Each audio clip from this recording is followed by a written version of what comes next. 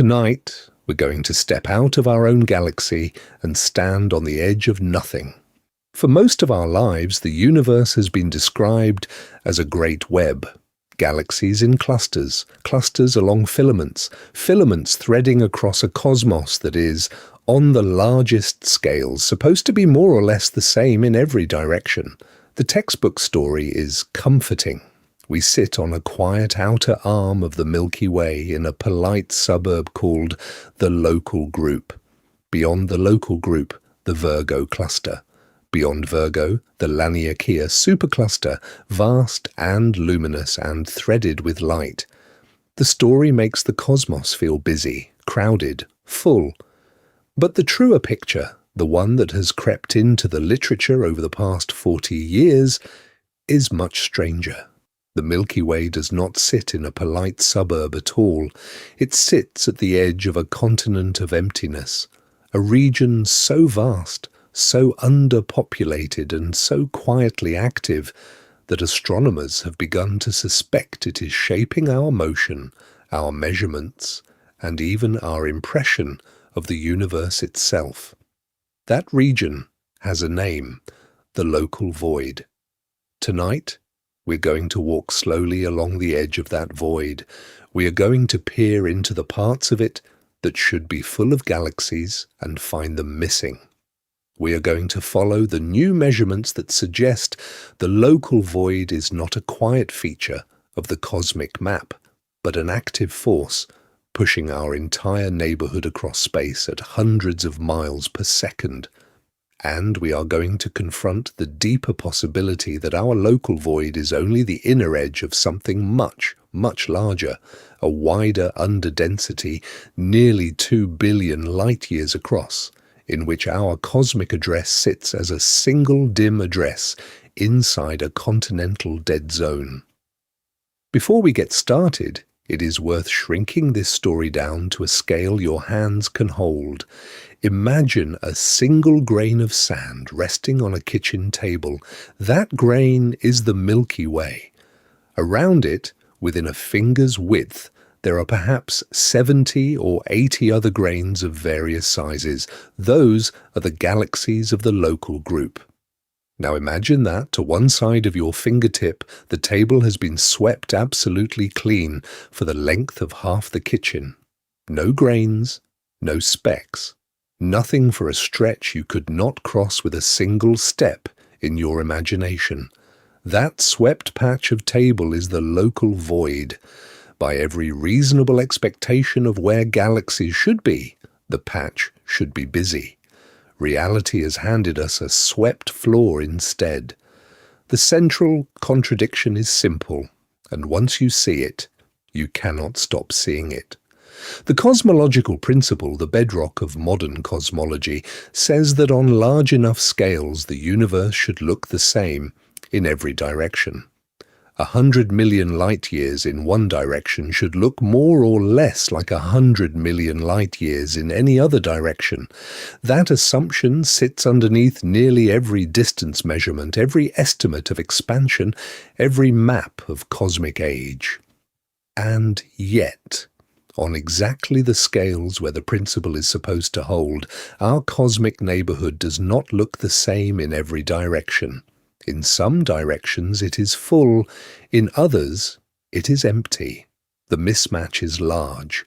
It may also be growing.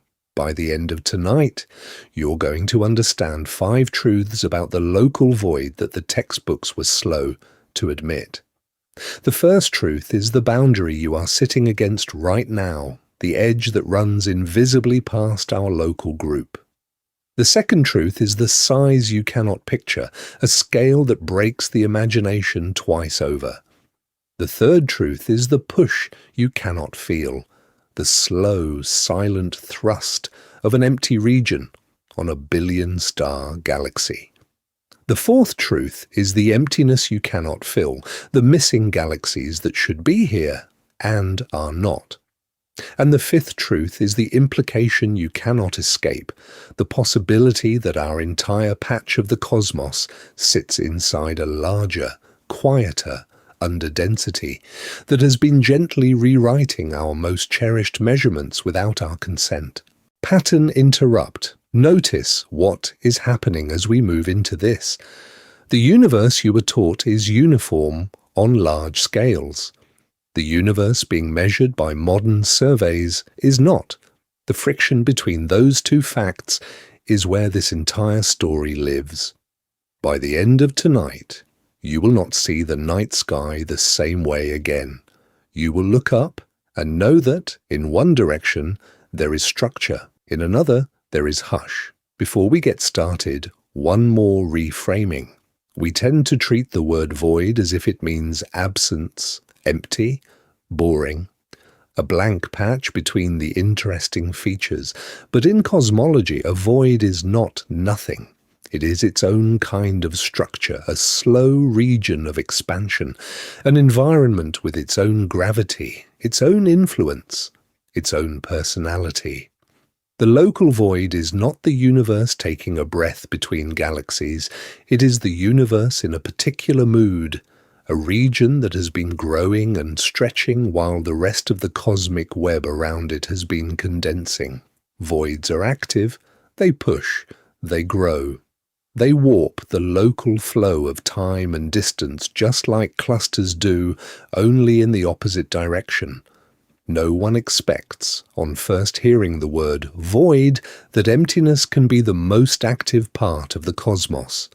No one predicts that the largest single feature in our local universe might be the absence of galaxies, not the presence of them. Absolutely no one anticipates that the void next door could be quietly setting the speed at which our entire galaxy moves through space. And yet, the data is what it is. Expectation: the universe is a uniform foam of galaxies, with our position no more special than any other. Reality: we are sitting on a thin-lit shelf at the edge of a dark continent, and the continent is pushing us. So tonight, we will follow the long arc from a single missing patch of sky to a cosmic dead zone 2 billion light-years across. We will move slowly. We will move gently. Sleep is welcome at any point along the way. The story will keep its shape, whether your eyes are open or closed. Now, let's begin. The first truth is the boundary you are sitting against right now. It is a strange thing to say about a boundary in space, because a boundary in space sounds like it ought to be visible. A line, a wall, a change of colour perhaps. The reality is gentler and more unnerving. The boundary between the local group and the local void is not a wall, it is a thinning, a slow fade in the density of galaxies, like a forest giving way to grassland, except the grassland is millions of light-years across and has almost no grass. The Milky Way sits inside a structure called the local sheet. The local sheet is a flat slab of galaxies roughly 30 million light-years across, in which most of our nearby cosmic neighbours live. The Andromeda Galaxy, the Triangulum Galaxy, the Cepheid galaxies behind the plane of the Milky Way, the M81 group near the bowl of the Big Dipper, all of them sit on or near this sheet. Imagine a thin pancake of dough, no thicker than a stack of 3 or 4 coins, with islands of raisins scattered through it. The pancake is our local sheet.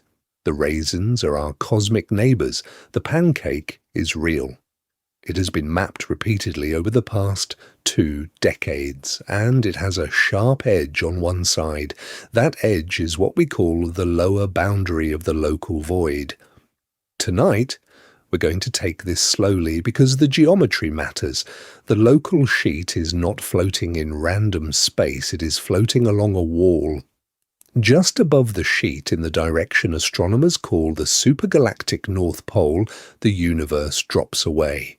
Not literally drops, of course, there is no down in space, but in terms of density, the count of galaxies per cubic million light-years falls off a cliff. Above the sheet is the local void. Below the sheet, by contrast, the universe is much more crowded.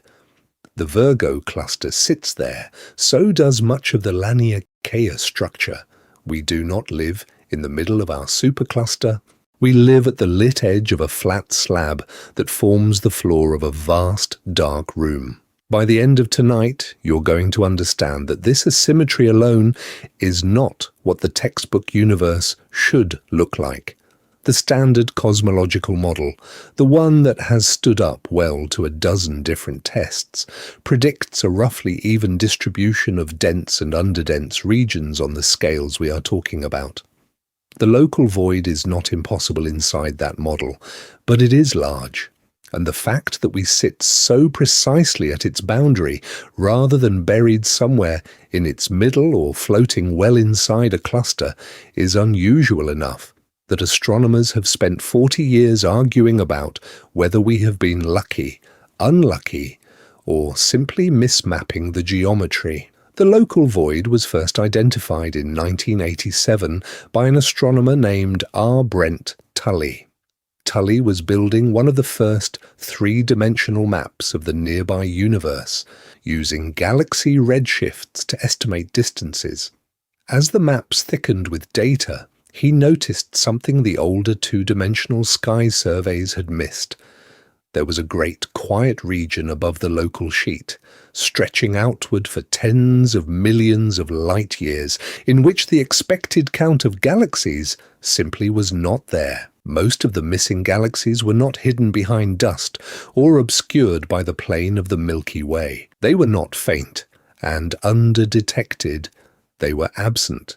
By the time Tully finished mapping the region, the absence was the most striking feature in the entire local sky. It is worth sitting for a moment with the texture of the discovery itself, because the moment a void is recognized is not a moment of revelation in the dramatic sense.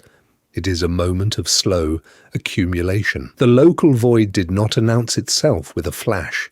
It emerged out of a careful redrawing of a map that had, until then, only been flat. For most of the 20th century, our charts of the nearby cosmos were two-dimensional. Astronomers had photographic plates that recorded the angular positions of galaxies across the sky. But the third dimension, distance, was either missing or extremely uncertain.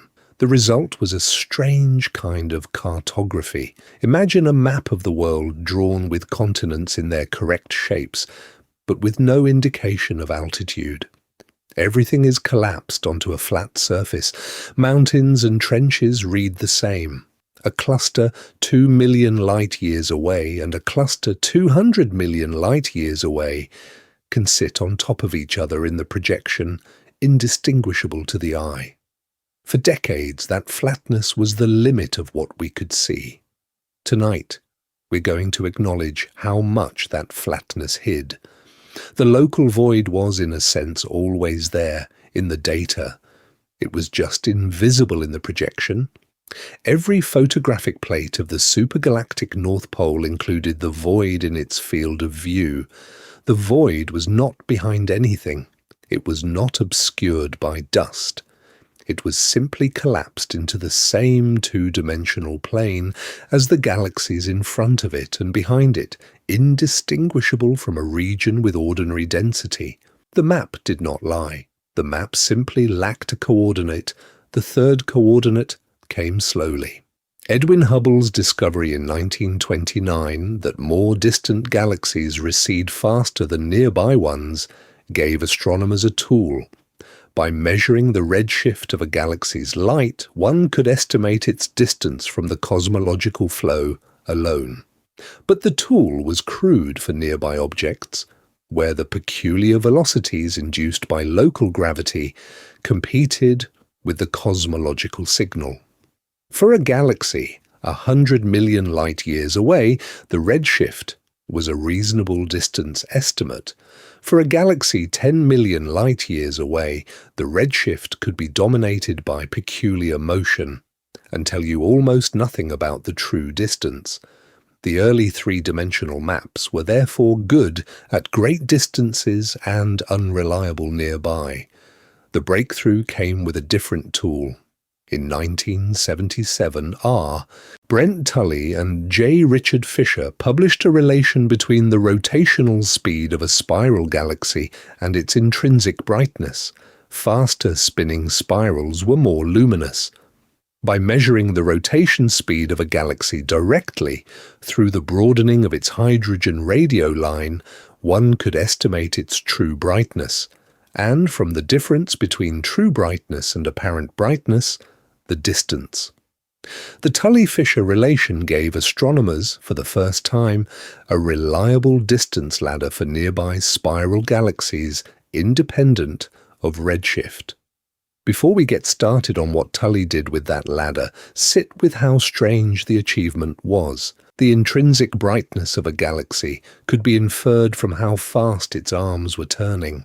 That single fact, established with patient observation across hundreds of nearby galaxies, opened the third dimension of the local cosmos. Every spiral became a measuring stick. Every measurement was an independent estimate of where a galaxy actually sat in three-dimensional space. Tully and his collaborators began building. By the early 80s, they had assembled distances to several hundred nearby galaxies. The Nearby Galaxies Atlas, published in 1987, was the first systematic three-dimensional map of the local universe out to a distance of about 90 million light-years. When the atlas was rendered, the structure of the local cosmos jumped out of the page. The local sheet became visible as a coherent slab of galaxies. The Virgo's supercluster became visible as a distinct concentration, and in the direction toward the supergalactic North Pole, a vast quiet region opened up. No one expects, when first constructing a three-dimensional map, that the most striking feature will be where the galaxies are not. No one predicts that the dominant local structure will be defined by absence.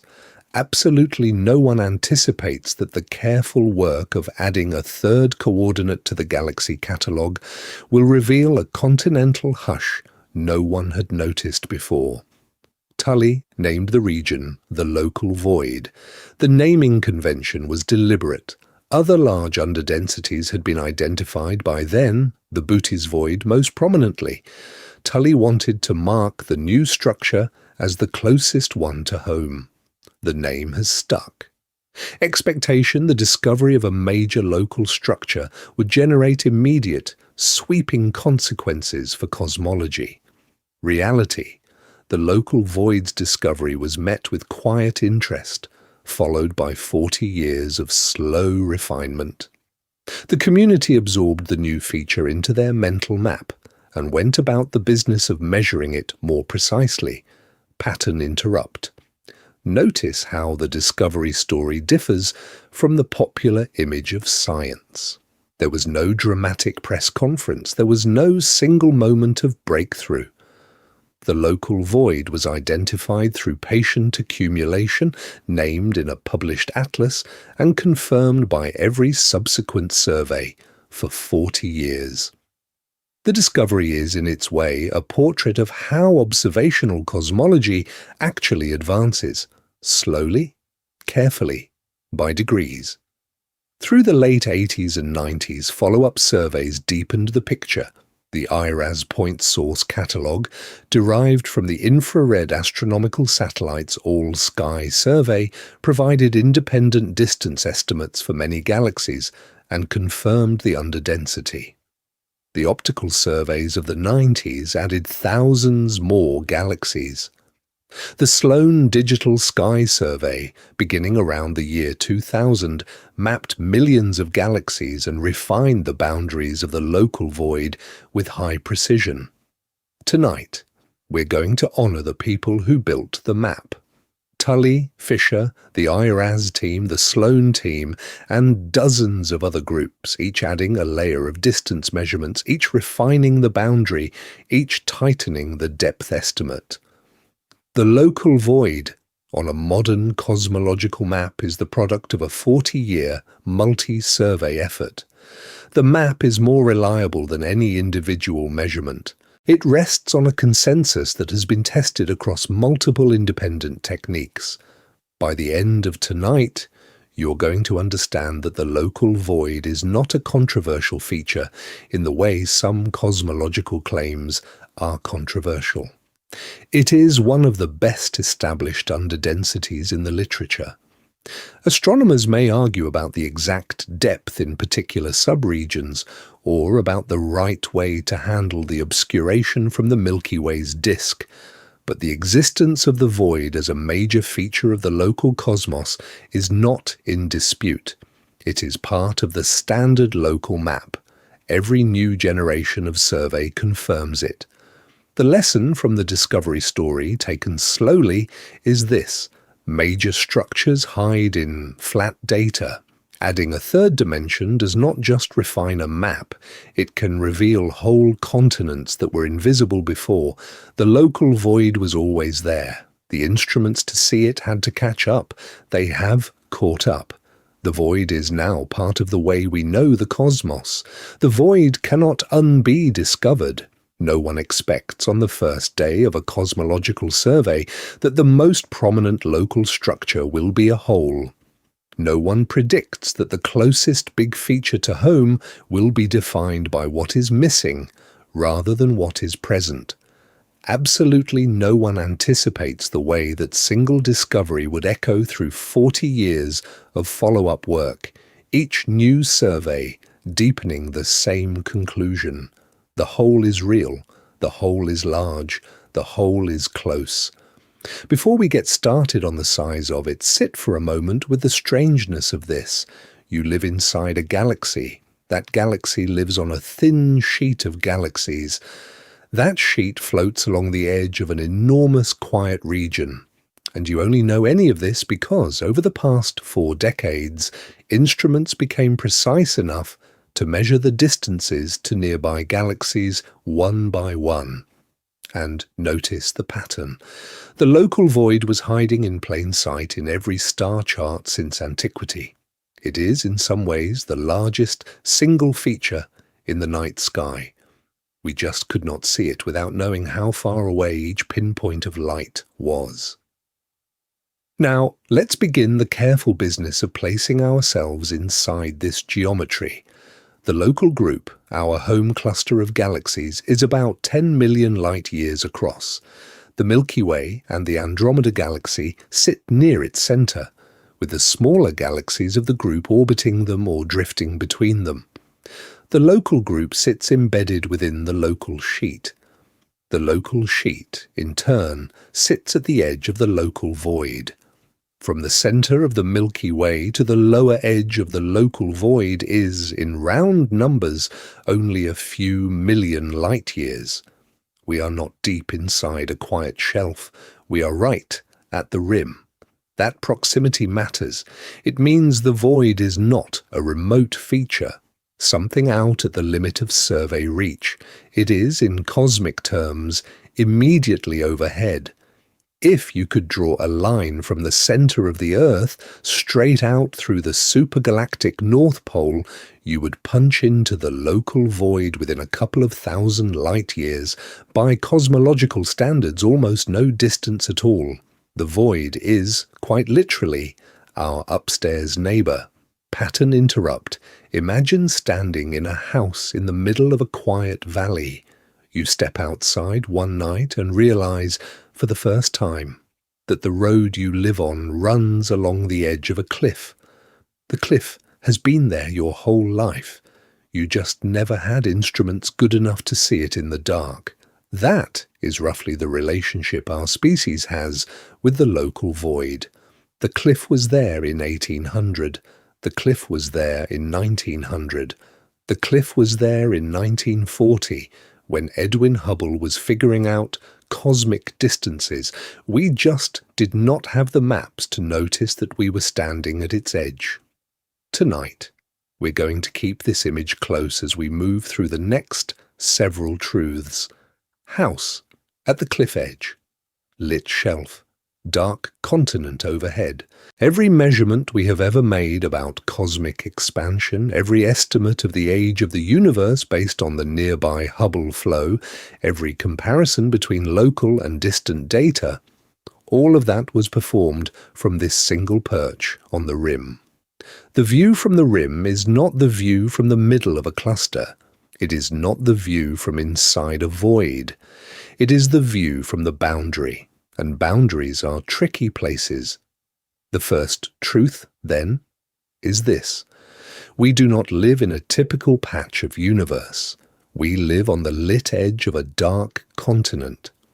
The boundary runs through the supergalactic sky above us, only a few million light-years away.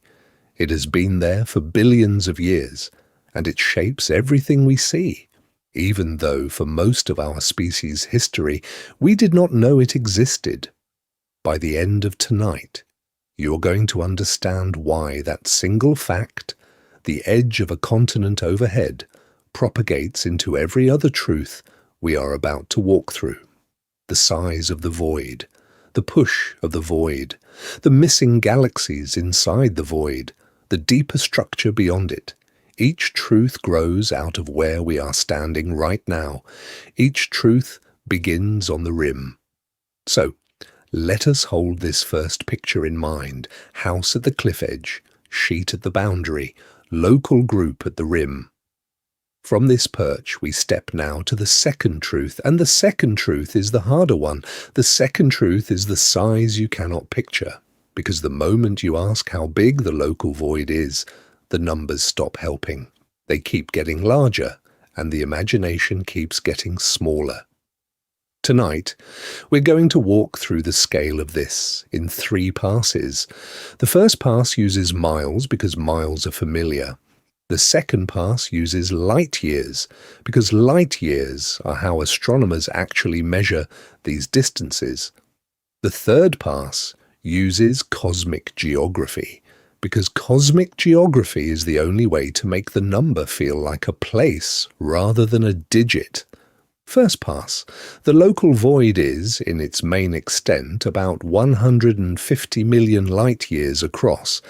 To turn that into miles, you would write down a 6 and then add 23 zeros after it. That is 6, followed by enough zeros to fill the width of this page.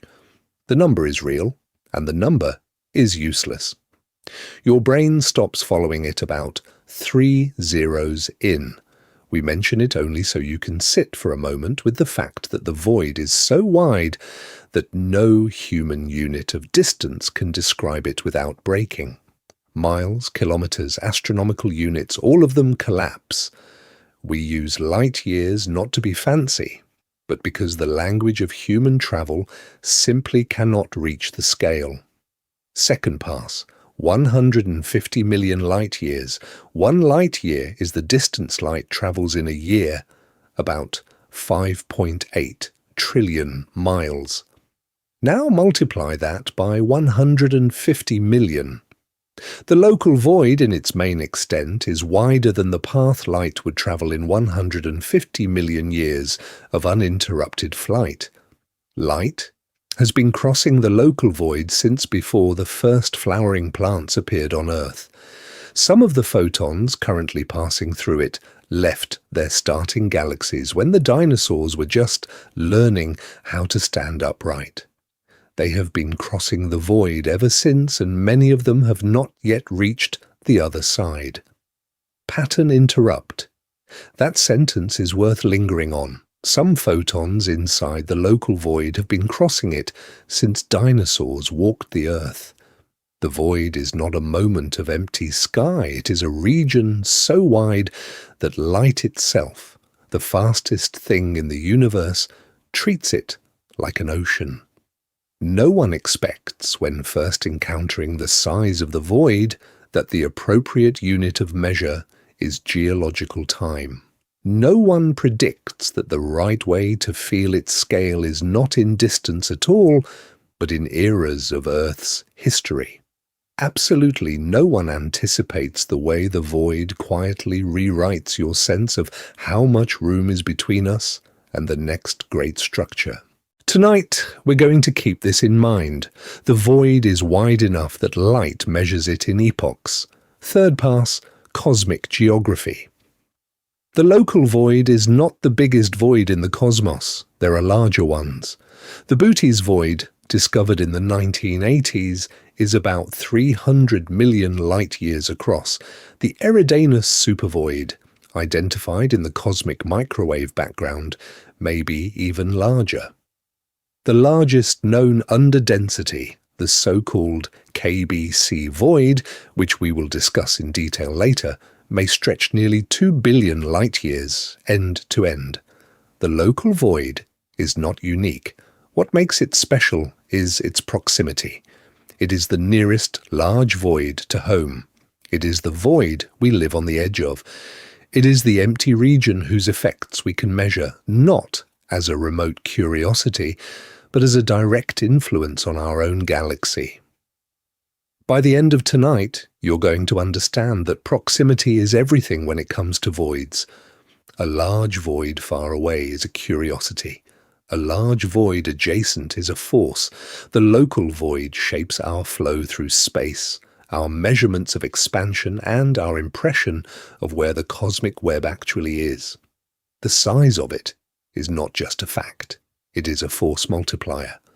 Let us walk through a few specific measurements so the size sits more concretely.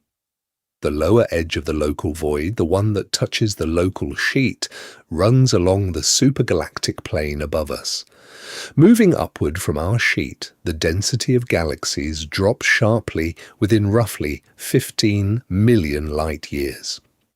Beyond that, for a stretch of about 150 million light-years, the count of galaxies per cubic million light-years is between 1/5 and 1/10 of the cosmic average.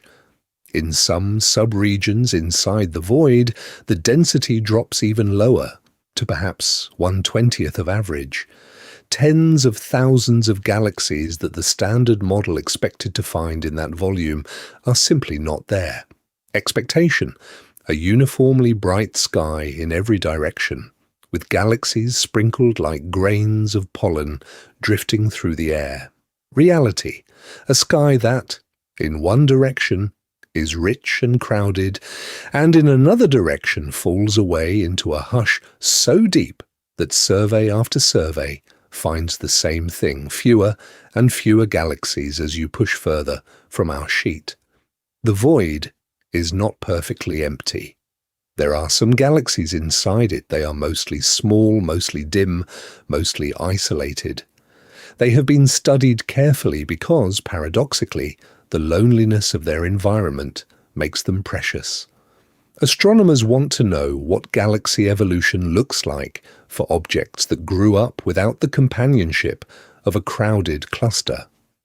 The galaxies of the local void are typically gas-rich, slow-forming, and structurally simple. They look like time capsules. They are doing in slow motion what other galaxies finished doing billions of years ago. Before we get started on what the void does, we need to anchor the size in one more way. The local group, our home, is about 10 million light-years across. The local void, our upstairs neighbour, is about 150 million light-years across in its main extent. That means if you scaled the local group down to the size of a single coin resting on a table, the local void would be the diameter of a small swimming pool placed next to it. The neighbour is not slightly bigger than home. The neighbour is 15 times bigger than home, and the neighbour is mostly empty. Pattern break. The math is enough to give you vertigo if you let it. A void 15 times larger than the entire familiar cluster of galaxies that contains our Milky Way, our Andromeda galaxy, our Triangulum, and all our dwarf companions sits one short hop away from our doorstep. That is not a footnote in a galaxy catalogue. That is the geometry of our cosmic address. No one expects that the closest big feature to home is a hole more than 10 times larger than home itself. No one predicts that the geography of the local sheet would turn out to make us residents of the rim rather than the middle of a cosmic cluster. Absolutely no one anticipates that, after centuries of treating the Earth's location as just another grain of sand on a featureless beach, the careful measurement of distances to nearby galaxies would reveal a beach with a vast empty cove right next to our grain.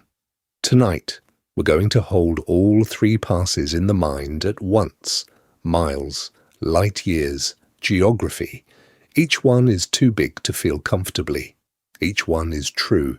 The void is wider than miles can describe, longer than the dinosaurs, 15 times the size of our cluster, and one short cosmic step from where we sleep tonight.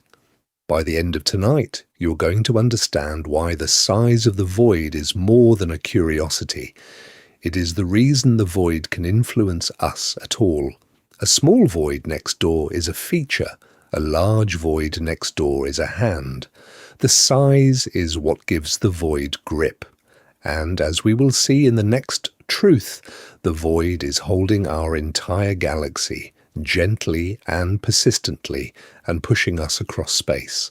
But before we move into the push, we should pause.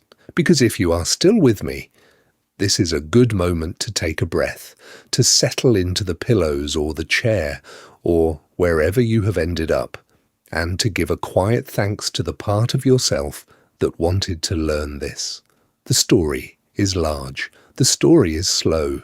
The story does not need to be finished tonight.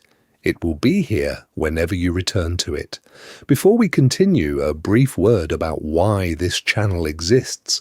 We make these long nights of cosmic exploration because we believe the universe is more interesting when it is given the time to unfold, not the speed of a 5-minute summary, but the slowness of a journey you can fall asleep inside. If you have made it this far, the channel is already doing the thing it was built to do. You are still here, still listening, still letting the cosmos in. If you would like more nights like this, the simplest gift you can give the channel is to subscribe. Subscribing tells the system that long-form cosmic sleep work is worth surfacing for other people who need a quieter way to think about the universe. It costs nothing. It takes a single tap. And if you have already subscribed, thank you, truly. Now let us return to the void. Now, let's begin the third truth, the push you cannot feel, because the local void is not just sitting there, it is acting on us. This part of the story is one of the great quiet results of 21st century cosmology. For decades, astronomers had known that the Milky Way and its neighbours were not stationary against the cosmic microwave background. The CMB, the leftover glow of the early universe, provides a kind of universal speedometer. Galaxies moving toward one part of the CMB see that part as slightly blue-shifted. Galaxies moving away from another part see it as slightly red-shifted. By measuring the small temperature differences across the CMB, you can read off the absolute velocity of the local group through cosmic space. That velocity is large, about 370 miles per second, around 600 kilometers per second, faster than most science fiction spaceships. The local group is in motion, and it has been in motion for billions of years. The question for decades was simple. What is pushing us? Tonight, we're going to walk through the answer to that question, because the answer is one of the most beautiful and unsettling results in modern cosmology. We are being pushed by emptiness, and we are being pulled by a remote crowd. By the end of tonight, you're going to understand that our motion through the universe is the result of a tug-of-war. On one side, far across the sky, lies the Shapley Supercluster, an extraordinary concentration of galaxies that pulls everything within reach toward it. On the other side, in the direction roughly opposite Shapley, lies a vast underdensity that astronomers have named the Dipole Repeller. The Dipole Repeller is not an object. It is a region of relative emptiness, and our entire local group is being slowly pushed away from it like a leaf nudged downstream by the upstream absence of any other floating thing. The local void is one component of this larger dipole repeller. We do not just live next to the void, we are being pushed by it. Pattern interrupt. Think about that for a moment. The reason our galaxy is moving at 370 miles per second through cosmic space is not, primarily, that something is pulling us. It is that something is pushing us. The push comes from the absence of mass behind us. The pull comes from the presence of mass ahead of us. The two combine into the velocity we measure in the CMB. No one expects, on first hearing this, that nothing could push you. No one predicts that the geometry of cosmic flows would turn out to be dominated as much by what is missing as by what is present. Absolutely no one anticipates that an enormous, quiet region a few 100 million light-years across could, simply by being empty, set the velocity of an entire family of galaxies. And yet the measurement is precise. The repeller is real. We are being pushed. The physics underneath this is gentle and clean. In a universe full of matter, every region pulls on every other region through gravity. If a particular volume of space has less matter in it than average, then the gravitational pull from that direction is weaker than the pull from the average. Anything sitting on the edge of an underdensity therefore experiences a net acceleration away from the underdensity and toward the regions of higher density on the opposite side. It is not magic, it is bookkeeping. The local void, simply by having fewer galaxies than expected, pulls less than it should. The opposite side of the sky, with more galaxies than expected, pulls more than it should. The mismatch translates into a steady push. The push is small, in everyday terms. 370 miles per second sounds large, and it is, but it is being delivered over billions of years by gravitational differentials so small that you could not measure them in any earthbound laboratory. The effect is like a feather laid on a scale, multiplied by the weight of the cosmos and the depth of time. The feather is not heavy. The cosmos is patient. Before we get started on the details of how this push was measured, sit with the picture for a moment. You are inside a galaxy. The galaxy is inside a group. The group is inside a sheet. The sheet floats along a wall. The wall is the rim of a vast underdensity. And the underdensity is, with the patience of geological time, pushing the galaxy you live in across the cosmos at a speed that would crush any chemical rocket humans could ever build. Tonight, we're going to walk through the measurement, because the measurement is one of the most elegant detective stories in modern astronomy. The story begins in the early 1970s with the discovery that the CMB is not perfectly uniform.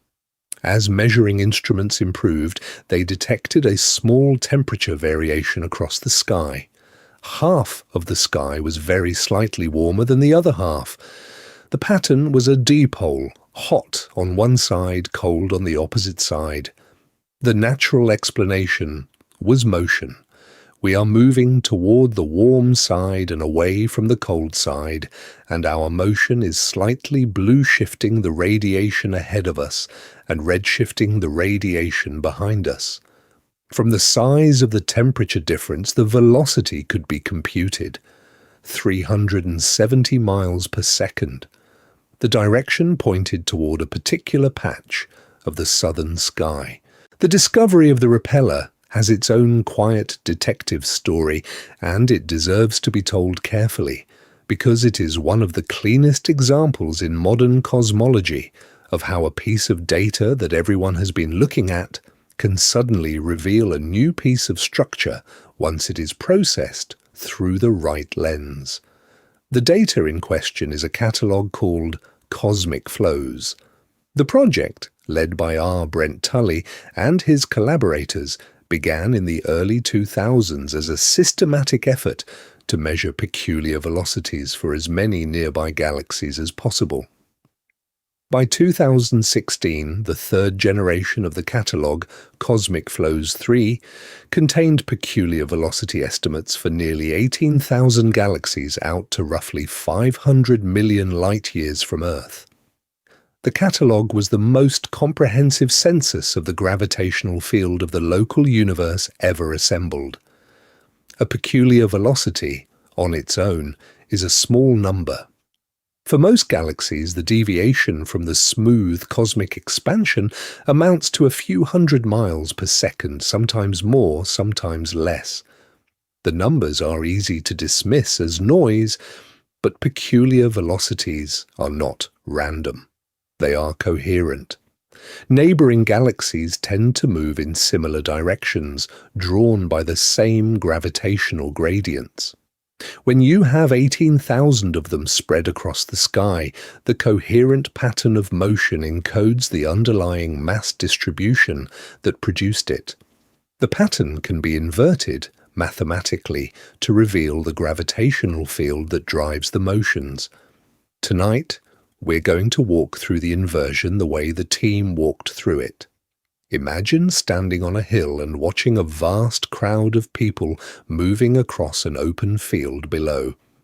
If the crowd is large enough, the directions of individual movements reveal the geography. People walking gently downhill on one side, people drifting across a flat section in the middle, people avoiding a marshy patch over there. From watching the motion of the crowd for long enough, you could draw a map of the terrain you could not directly see. That is exactly what peculiar velocity reconstruction does. The crowd is galaxies. The terrain is gravity. The mathematical tool the team used is called a Wiener filter. Wiener filters were developed for processing noisy signals in radar and audio applications. They take a noisy dataset and smooth it into the most likely underlying signal, given assumptions about how the signal and the noise behave.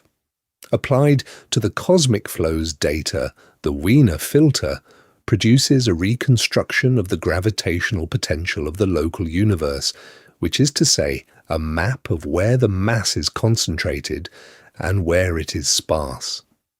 Before moving on what the map revealed, sit with the elegance of the technique. You are not measuring gravity directly. You are measuring how galaxies move under gravity's influence. You are working backward from motion to mass in a way that is mathematically clean and observationally robust. The same technique applied to different datasets and with different filtering choices should produce consistent results.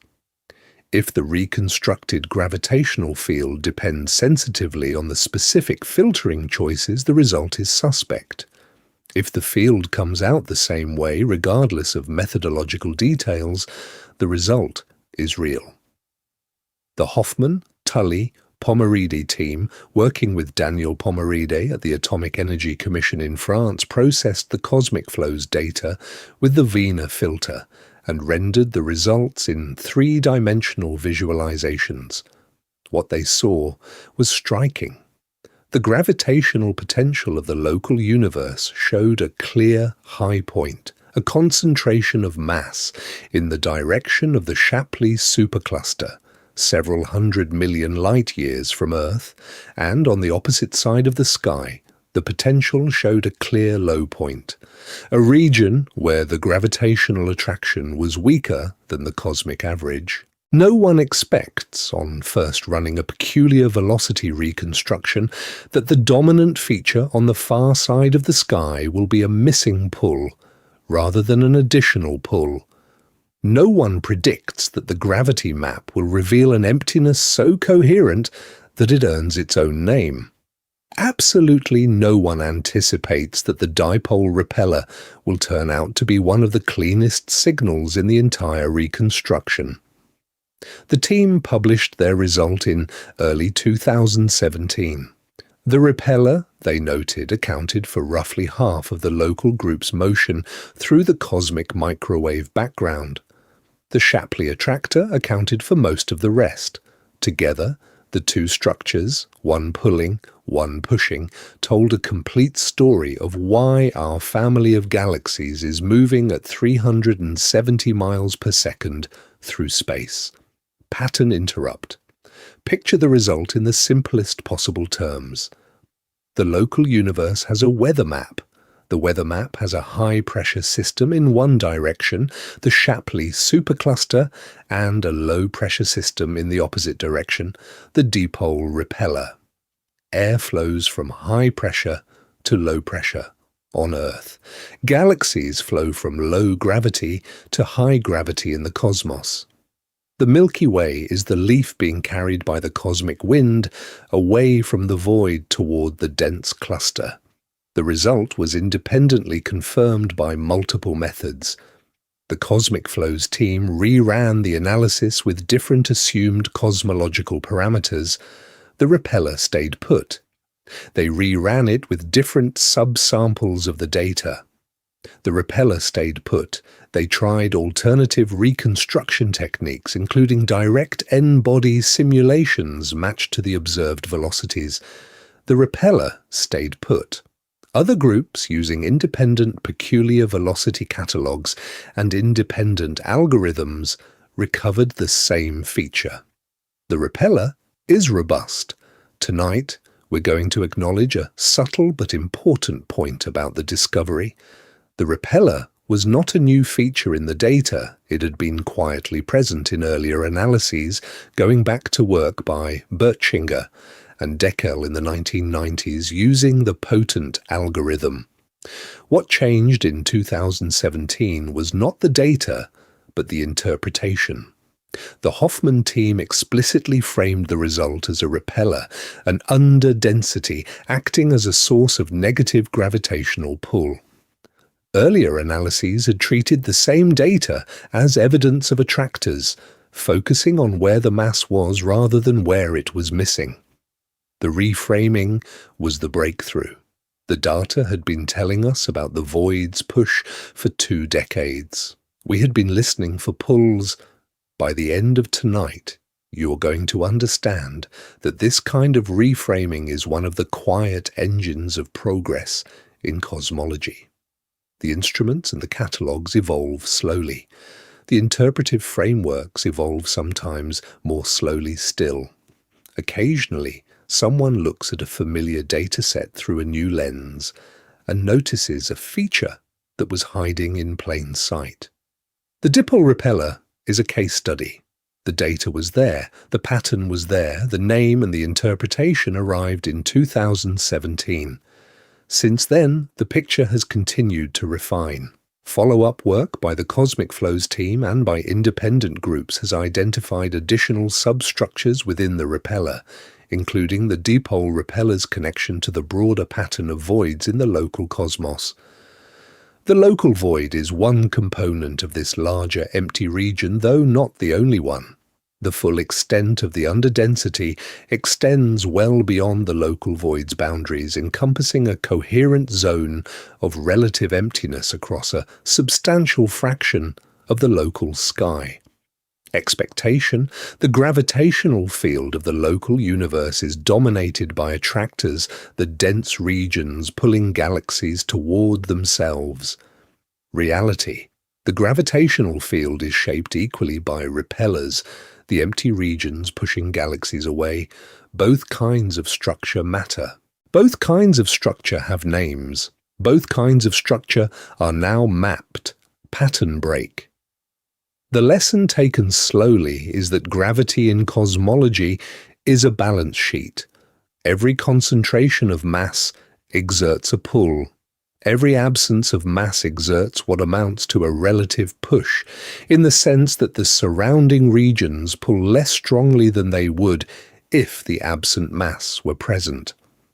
The two kinds of entries on the balance sheet sum to the observed motion. The local group's 370 miles per second is the bottom line of a long arithmetic. For decades, the question of what was causing the motion was an open one. The favoured answer involved the Virgo Supercluster, which exerts a clear gravitational pull on the local group. But Virgo alone could not account for the full velocity. There had to be something else, something farther away, contributing to the push. Through the 1980s and 90s, candidates were proposed. The Great Attractor, a concentration of mass hidden behind the plane of the Milky Way, accounted for some of the motion. The Shapley Supercluster, even more distant, accounted for more. But even with both of these, the numbers did not quite work out. Something was still missing from the equation.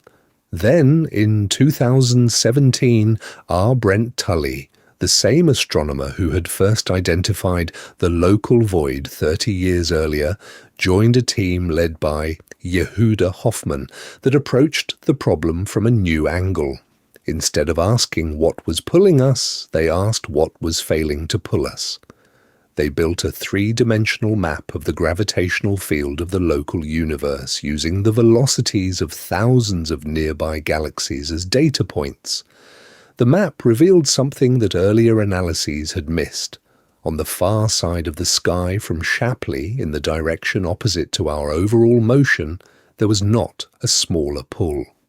There was a missing pull, a vast region with significantly less matter than the cosmic average. They named it the Dipole Repeller. By the end of tonight, you're going to understand why the Dipole Repeller was such an unexpected discovery. Until that moment, cosmologists had thought of the local flow as a sum of pulls. Virgo pulls, Great Attractor pulls, Shapley pulls. They knew underdensities existed, but they had not appreciated how clean a push an underdensity could deliver to a nearby region. The Dipole Repeller turned the conversation upside down. It demonstrated that, on the largest scales of the local universe, emptiness was not a passive backdrop. It was a co-author of cosmic motion, pattern break. The result was strong enough that the team checked it in several different ways. They reran the analysis with different distance data sets. They used different reconstruction techniques. They tried weighting the data differently to see if the result was an artifact of how the measurement was done. Every version of the analysis produced the same answer. There is a giant underdensity on the far side of our cosmic motion. The underdensity includes the local void as one of its inner components. The whole structure is pushing us. No one expects, after decades of thinking about cosmic attractors, that the missing piece of the puzzle would be a repeller rather than another attractor. No one predicts that the underdensity as force on its neighbour interpretation would become the standard way of understanding our motion. Absolutely no one anticipates that the local void, the quiet feature first mapped in the 80s, would turn out to be a key contributor to the velocity of our entire family of galaxies. So, we now have three of our truths in hand.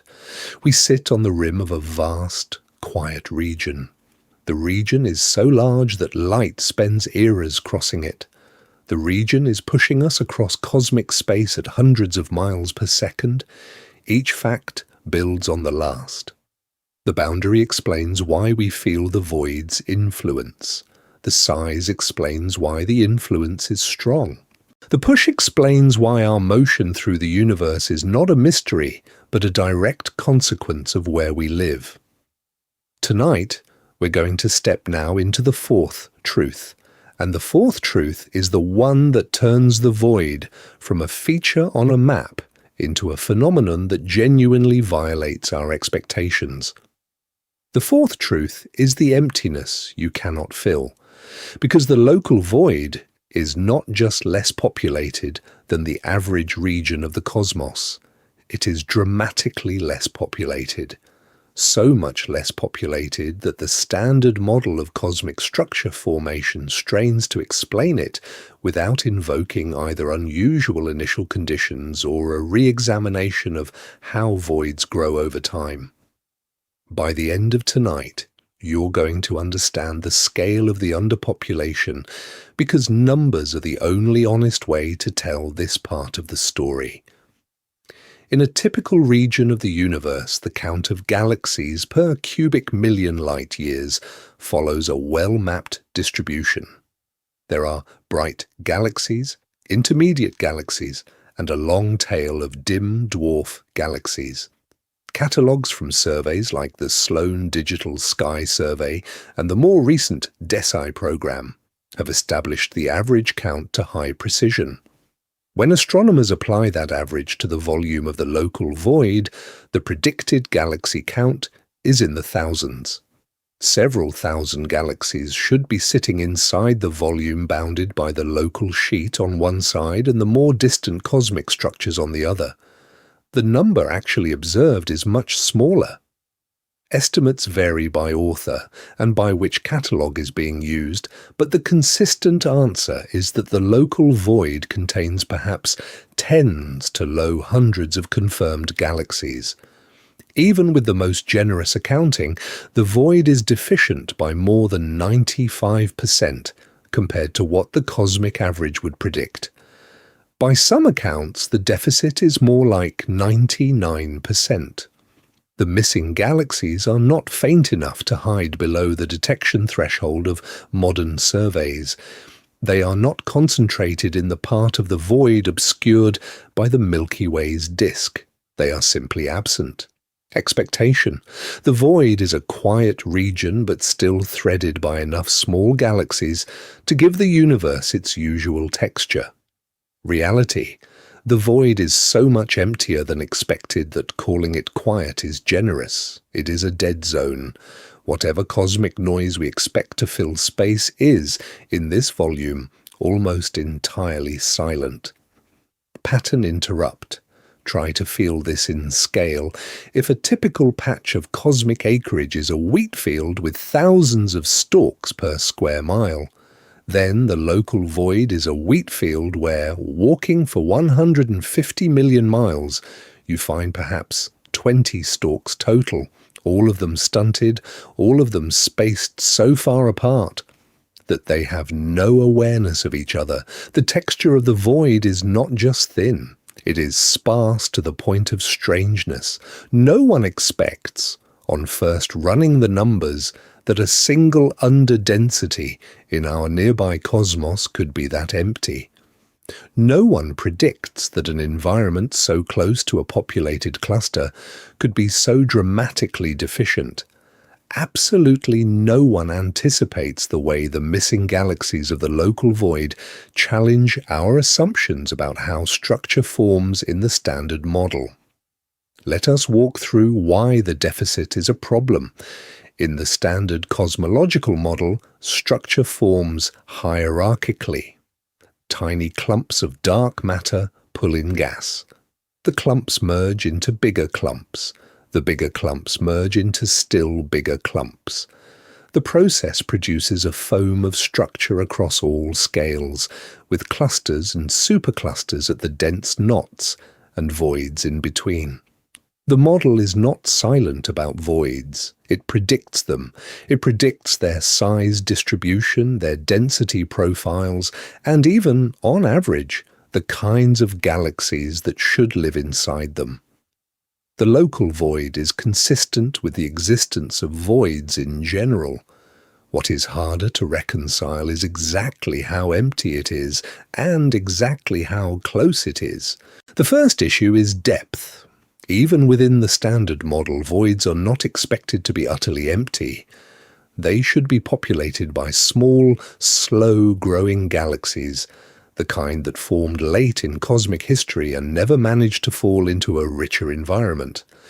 The local void should contain several thousand such galaxies. It contains, by current counts, a small fraction of that. Either some of the predicted galaxies failed to form at all, or they formed but are too faint to be detected even with our best instruments, or the model's predictions need to be revised. Astronomers are actively working all three angles. The second issue is proximity. In a randomly generated standard model universe, voids exist at many places and at many distances. The probability of finding one as large as the local void, this close to a moderately rich cluster like the local group, is not zero, but it is on the lower side of typical. Some analyses have suggested that the local group sits in a configuration that, while not impossible inside the standard model, is on the rare side of expected. This rarity does not break the model. It does sit at the edge of what the model treats as a normal outcome.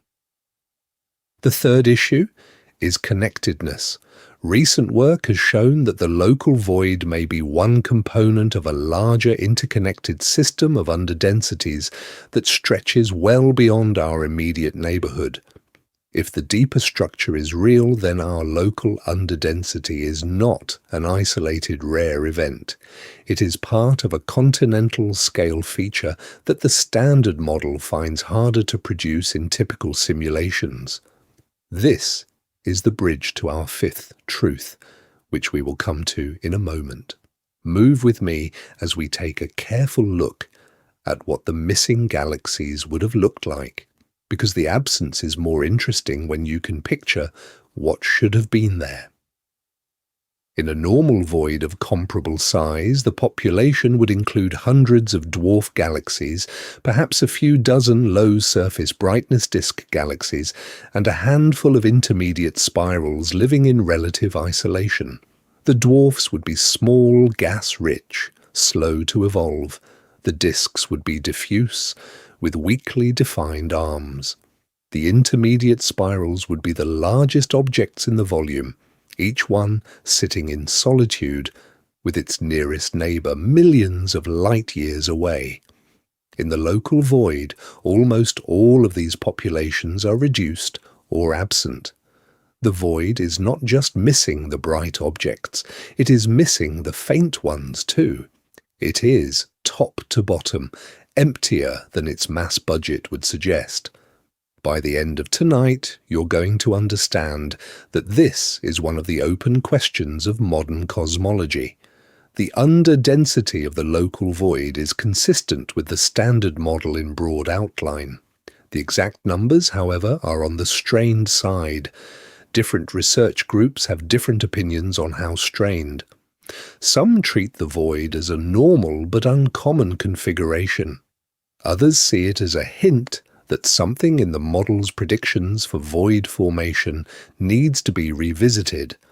The argument is healthy and ongoing. Catch the texture of this. We have walked from a rim to a size to a push to a deficit. Each truth has sharpened the previous one. The boundary made the influence local, the size made the influence strong, the push made the influence directional, the deficit makes the influence anomalous.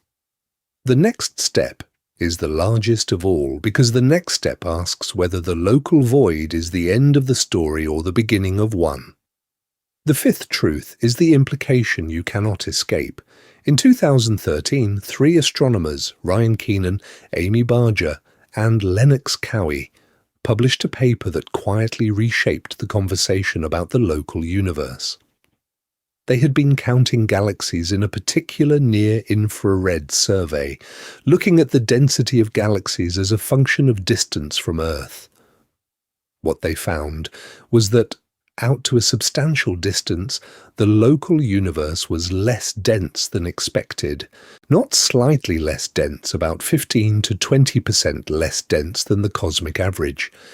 And the underdensity did not seem to taper off until somewhere around 2 billion light-years out, before settling back to the standard cosmic density at greater distances.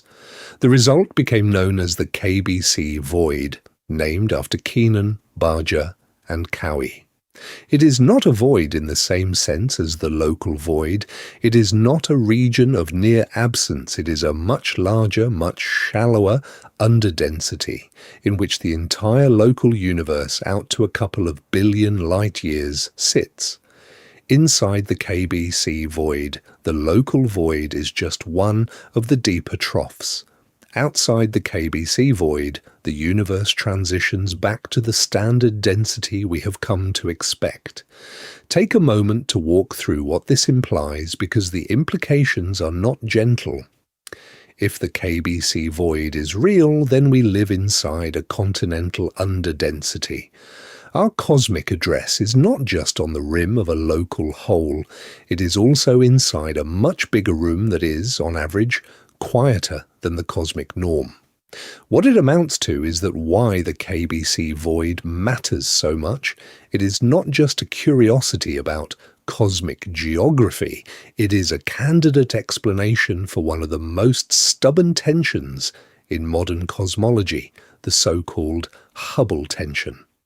The Hubble tension goes like this. There are two main ways to measure how fast the universe is expanding. One way uses the cosmic microwave background, the leftover glow of the early universe, combined with the standard cosmological model. The other way uses nearby objects, supernovae and Cepheid variable stars whose distances can be calibrated directly. The two methods produce different numbers. The CMB-based measurement gives a Hubble constant of about 67 kilometers per second per megaparsec. The local distance ladder measurement gives a Hubble constant of about 73 kilometers per second per megaparsec. The difference is small in absolute terms, but statistically significant, and it has resisted easy explanation for more than a decade. It is worth taking a slow look at how the two Hubble measurements are actually performed because the difference between them is not abstract. It rests on real instruments, real calibrations, and a particular chain of inference that links nearby objects to the distant cosmos. The chain is called the distance ladder, and understanding how it climbs is one of the quiet pleasures of modern cosmology. Let us now climb the ladder one rung at a time. The first rung is parallax. If you observe a nearby star from opposite ends of Earth's orbit 6 months apart, the star appears to shift very slightly against the distant background. The shift, in angular units, is inversely proportional to the star's distance. Measure the shift, do the trigonometry, and the distance falls out. Parallax is the only fundamentally geometric distance measurement in astronomy. It depends on no assumptions about the star itself, only on the precise measurement of an angle and the well-known size of Earth's orbit, about 93 million miles. The Gaia satellite, operated by the European Space Agency, has measured parallaxes for more than 1 billion stars in our galaxy, with precision that, for the nearest of them, is good to better than 1 part in 1,000. Gaia provides the foundation of the distance ladder, the bedrock geometric calibration on which all the higher rungs depend. First, on the higher rungs, sit with how strange and elegant parallax is. The entire edifice of cosmological distance measurement, every reach into the deep cosmos, every estimate of the age of the universe, every value of the Hubble constant ultimately rests on the simple geometric fact that a nearby star appears to shift slightly when viewed from opposite sides of the Sun.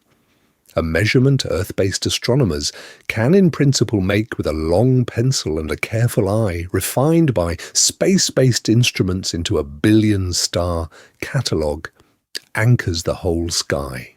The second rung is the Cepheid variable.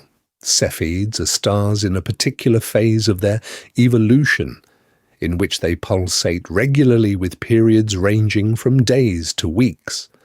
The pulsation period is tightly correlated with the star's intrinsic brightness. Bright Cepheids pulsate slowly. Faint Cepheids pulsate quickly.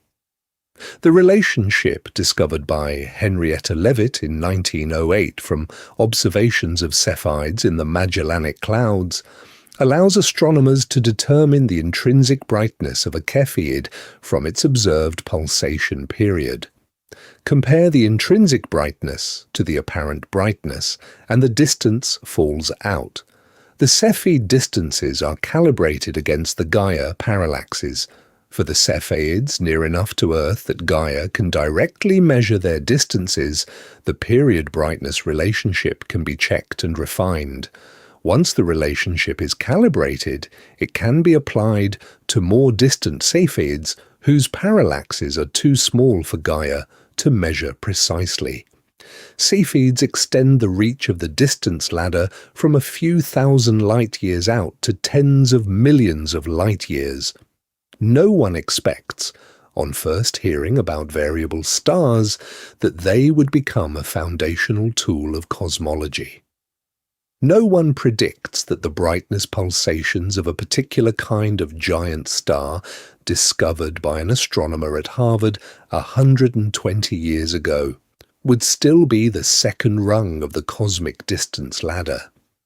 Absolutely no one anticipates the way these legacy techniques, refined over generations, continue to anchor our most modern measurements. The third rung is the type Ia supernova. Type Ia supernovae are stellar explosions that occur when a white dwarf accretes enough mass from a companion star to exceed a critical limit, triggering a runaway thermonuclear detonation. The explosions are nearly identical in their intrinsic brightness because the trigger mass is nearly the same in every case. This makes type Ia supernovae standard candles.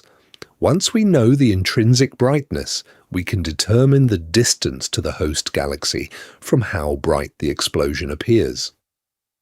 The type Ia distances are calibrated against the Cepheid distances in galaxies near enough to host both Cepheids and recent type Ia supernovae. The calibration can be checked. The Cepheids set the distance scale. The type Ia brightness is then matched to that scale. Once the calibration is established, type Ia supernovae can be observed in much more distant galaxies, where Cepheids are too faint to detect. The supernovae extend the distance ladder from tens of millions of light-years out to several billion light-years. For the next stretch, we acknowledge the Hard-0ES program, led by Adam Rees at Johns Hopkins, which has spent 2 decades systematically refining the Cepheid supernova distance ladder. The Hard-0ES team's measurements of the local Hubble constant are the most precise local determinations available. Their most recent values cluster around 73 kilometers per second per megaparsec, with quoted uncertainties of about 1%. The precision is remarkable. It is also 1/2 of the Hubble tension. The other half is the CMB-based measurement, which gives a different value at comparable precision. The fourth rung for the CMB measurement is entirely different. The cosmic microwave background is the leftover radiation from the early universe, released when the cosmos became transparent about 380,000 years after the Big Bang. The CMB carries a characteristic angular scale set by the size of the acoustic oscillations in the primordial plasma at the moment of recombination. By measuring this characteristic scale with extreme precision, the Planck satellite and other CMB experiments can determine the geometry of the universe and, from that geometry, the cosmological parameters that govern its expansion. The CMB-derived Hubble constant comes out around 67 kilometers per second per megaparsec. Sit with this. Picture the two measurements as two surveyors trying to determine the height of a mountain. One surveyor walks the mountain from base to summit, measuring with a chain at every step, accumulating distance. The other surveyor sits at a distance, uses a precise theodolite to measure the angle to the summit and computes the height geometrically. Both surveyors are skilled, both have careful instruments. They produce slightly different numbers. The difference is the Hubble tension. The local distance ladder is the chain-walking surveyor. Each rung adds a small uncertainty, but the rungs are checked against each other and against the foundational parallax measurements. The CMB-based measurement is the distant theodolite. It is geometrically clean, but it depends on the cosmological model being correct in detail. If the cosmological model has a small wrinkle, the CMB-derived Hubble constant could be slightly biased. What emerges from this is that why the tension is so hard to dismiss. Both methods have been refined over decades. Both methods produce internally consistent results. Both methods agree among themselves across independent teams. The disagreement is between them, and the disagreement is at the level of about 9%, which sounds small, but is many standard deviations given the quoted precisions. Something is going on. The local underdensity hypothesis enters this picture in a specific way. If we live inside a region with lower than average matter density, then the local expansion measured by the distance ladder is biased upward by a small amount. The expansion inside an underdensity is faster than the cosmic average. The CMB measurement, which integrates over the entire cosmic history and the largest scales, would not be biased in the same way. The two measurements would therefore disagree, exactly as observed, with the local measurement being too high. In theory, the Hubble tension is an exotic puzzle requiring new physics. Reality: the Hubble tension may be a measurement effect arising from our specific cosmic address in which the assumption of typicality is gently violated. Stay with this thought. The two interpretations have very different implications for cosmology. If the tension requires new physics, then dark energy may change with time, or new particles may exist, or general relativity may need modification at cosmic scales.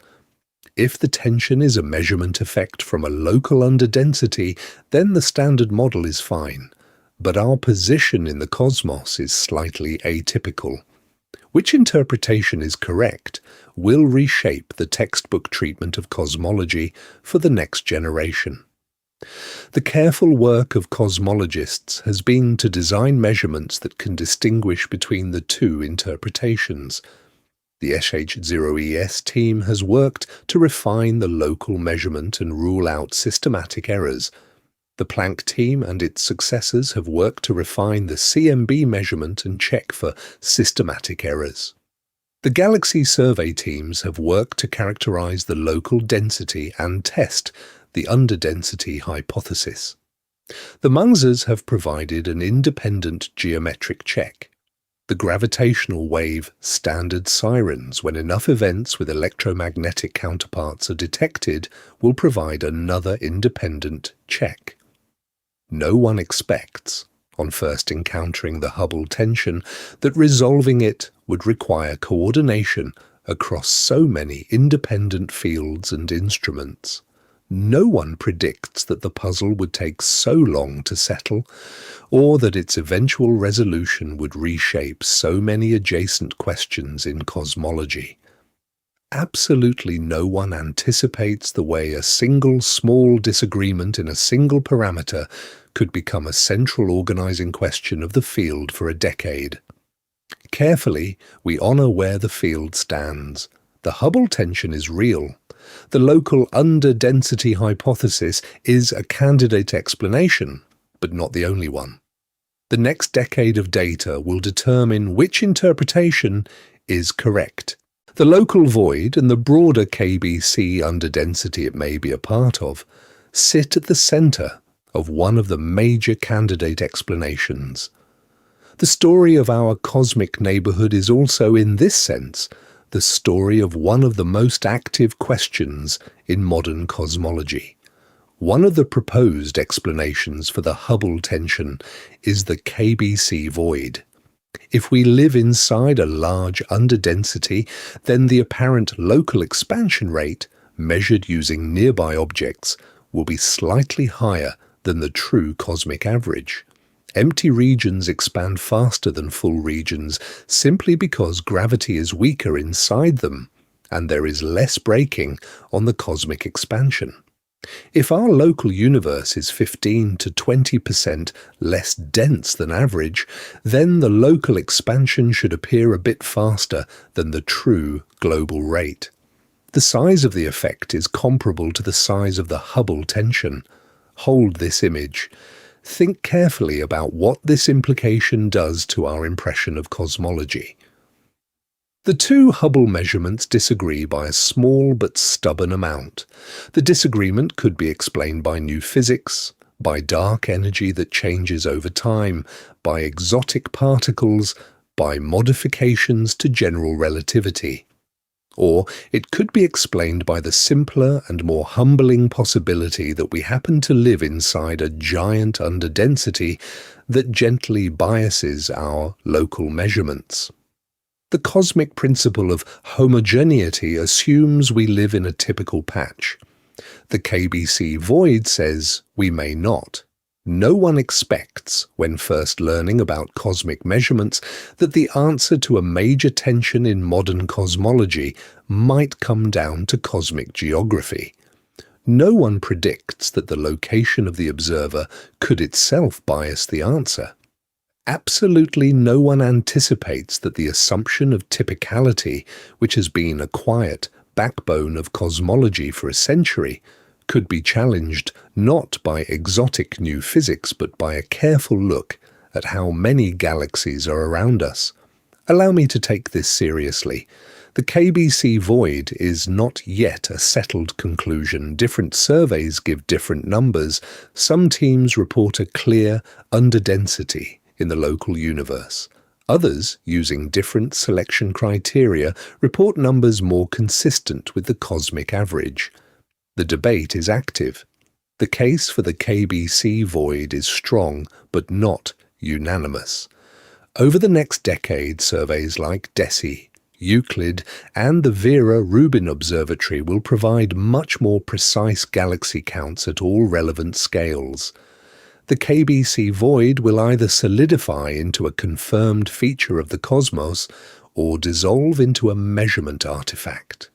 Either way, the answer will reshape the conversation about the Hubble tension. But for tonight, we are going to assume that the underdensity is real, and we are going to follow its implications. The standard story: we sit in a typical patch of the universe with the same density everywhere on average, and our local measurements are good proxies for the cosmic average. Reality: we may sit inside a continent-sized underdensity, the inner edge of which is the local void, the depth of which extends across 2 billion light-years, and the existence of which slightly bends every local measurement we make. What sits underneath all of this is that why the implication of the KBC void is the worst part of the story for the textbook universe, and the most interesting part for cosmologists who like puzzles. If we are typical, then the Hubble tension probably needs new physics. If we are in an underdensity, then the Hubble tension probably has a much more boring explanation, but our place in the cosmos becomes far more unusual. There is no flattering option here. Either nature has surprised us with strange physics, or it has surprised us with strange geography. Either way, the textbook universe has a hole in it the size of the KBC void. Let the idea breathe. Let us pause and look at the full picture we have now built, the boundary you are sitting against. The local sheet edges into the local void within just a few million light-years of where the Milky Way sits, the size you cannot picture. The local void is about 150 million light-years across, large enough that light measures its width in epochs of Earth history. The push you cannot feel. The void contributes to a continental underdensity, the Dipole Repeller, that is pushing the local group across the cosmos at 370 miles per second. The emptiness you cannot fill. The void is missing more than 95% of the galaxies its volume should contain, a deficit that strains the Standard Model's expectations. The implication you cannot escape.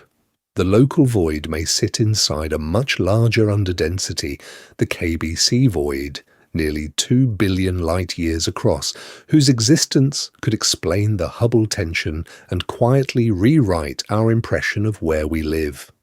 5 truths. Each one folds into the next. Each one starts in our backyard and ends with cosmology being rearranged. Slowly, we spend the rest of our time letting these truths settle. We will revisit each one and add detail. We will look at how astronomers measure the geometry of voids, how they distinguish a real underdensity from a measurement artifact, and how the next generation of surveys is expected to either confirm or dissolve the picture we have just walked through. Sleep is welcome at any point. The shape of the story is now in place. The remaining work is to colour it in. Now, let's begin the deeper passes.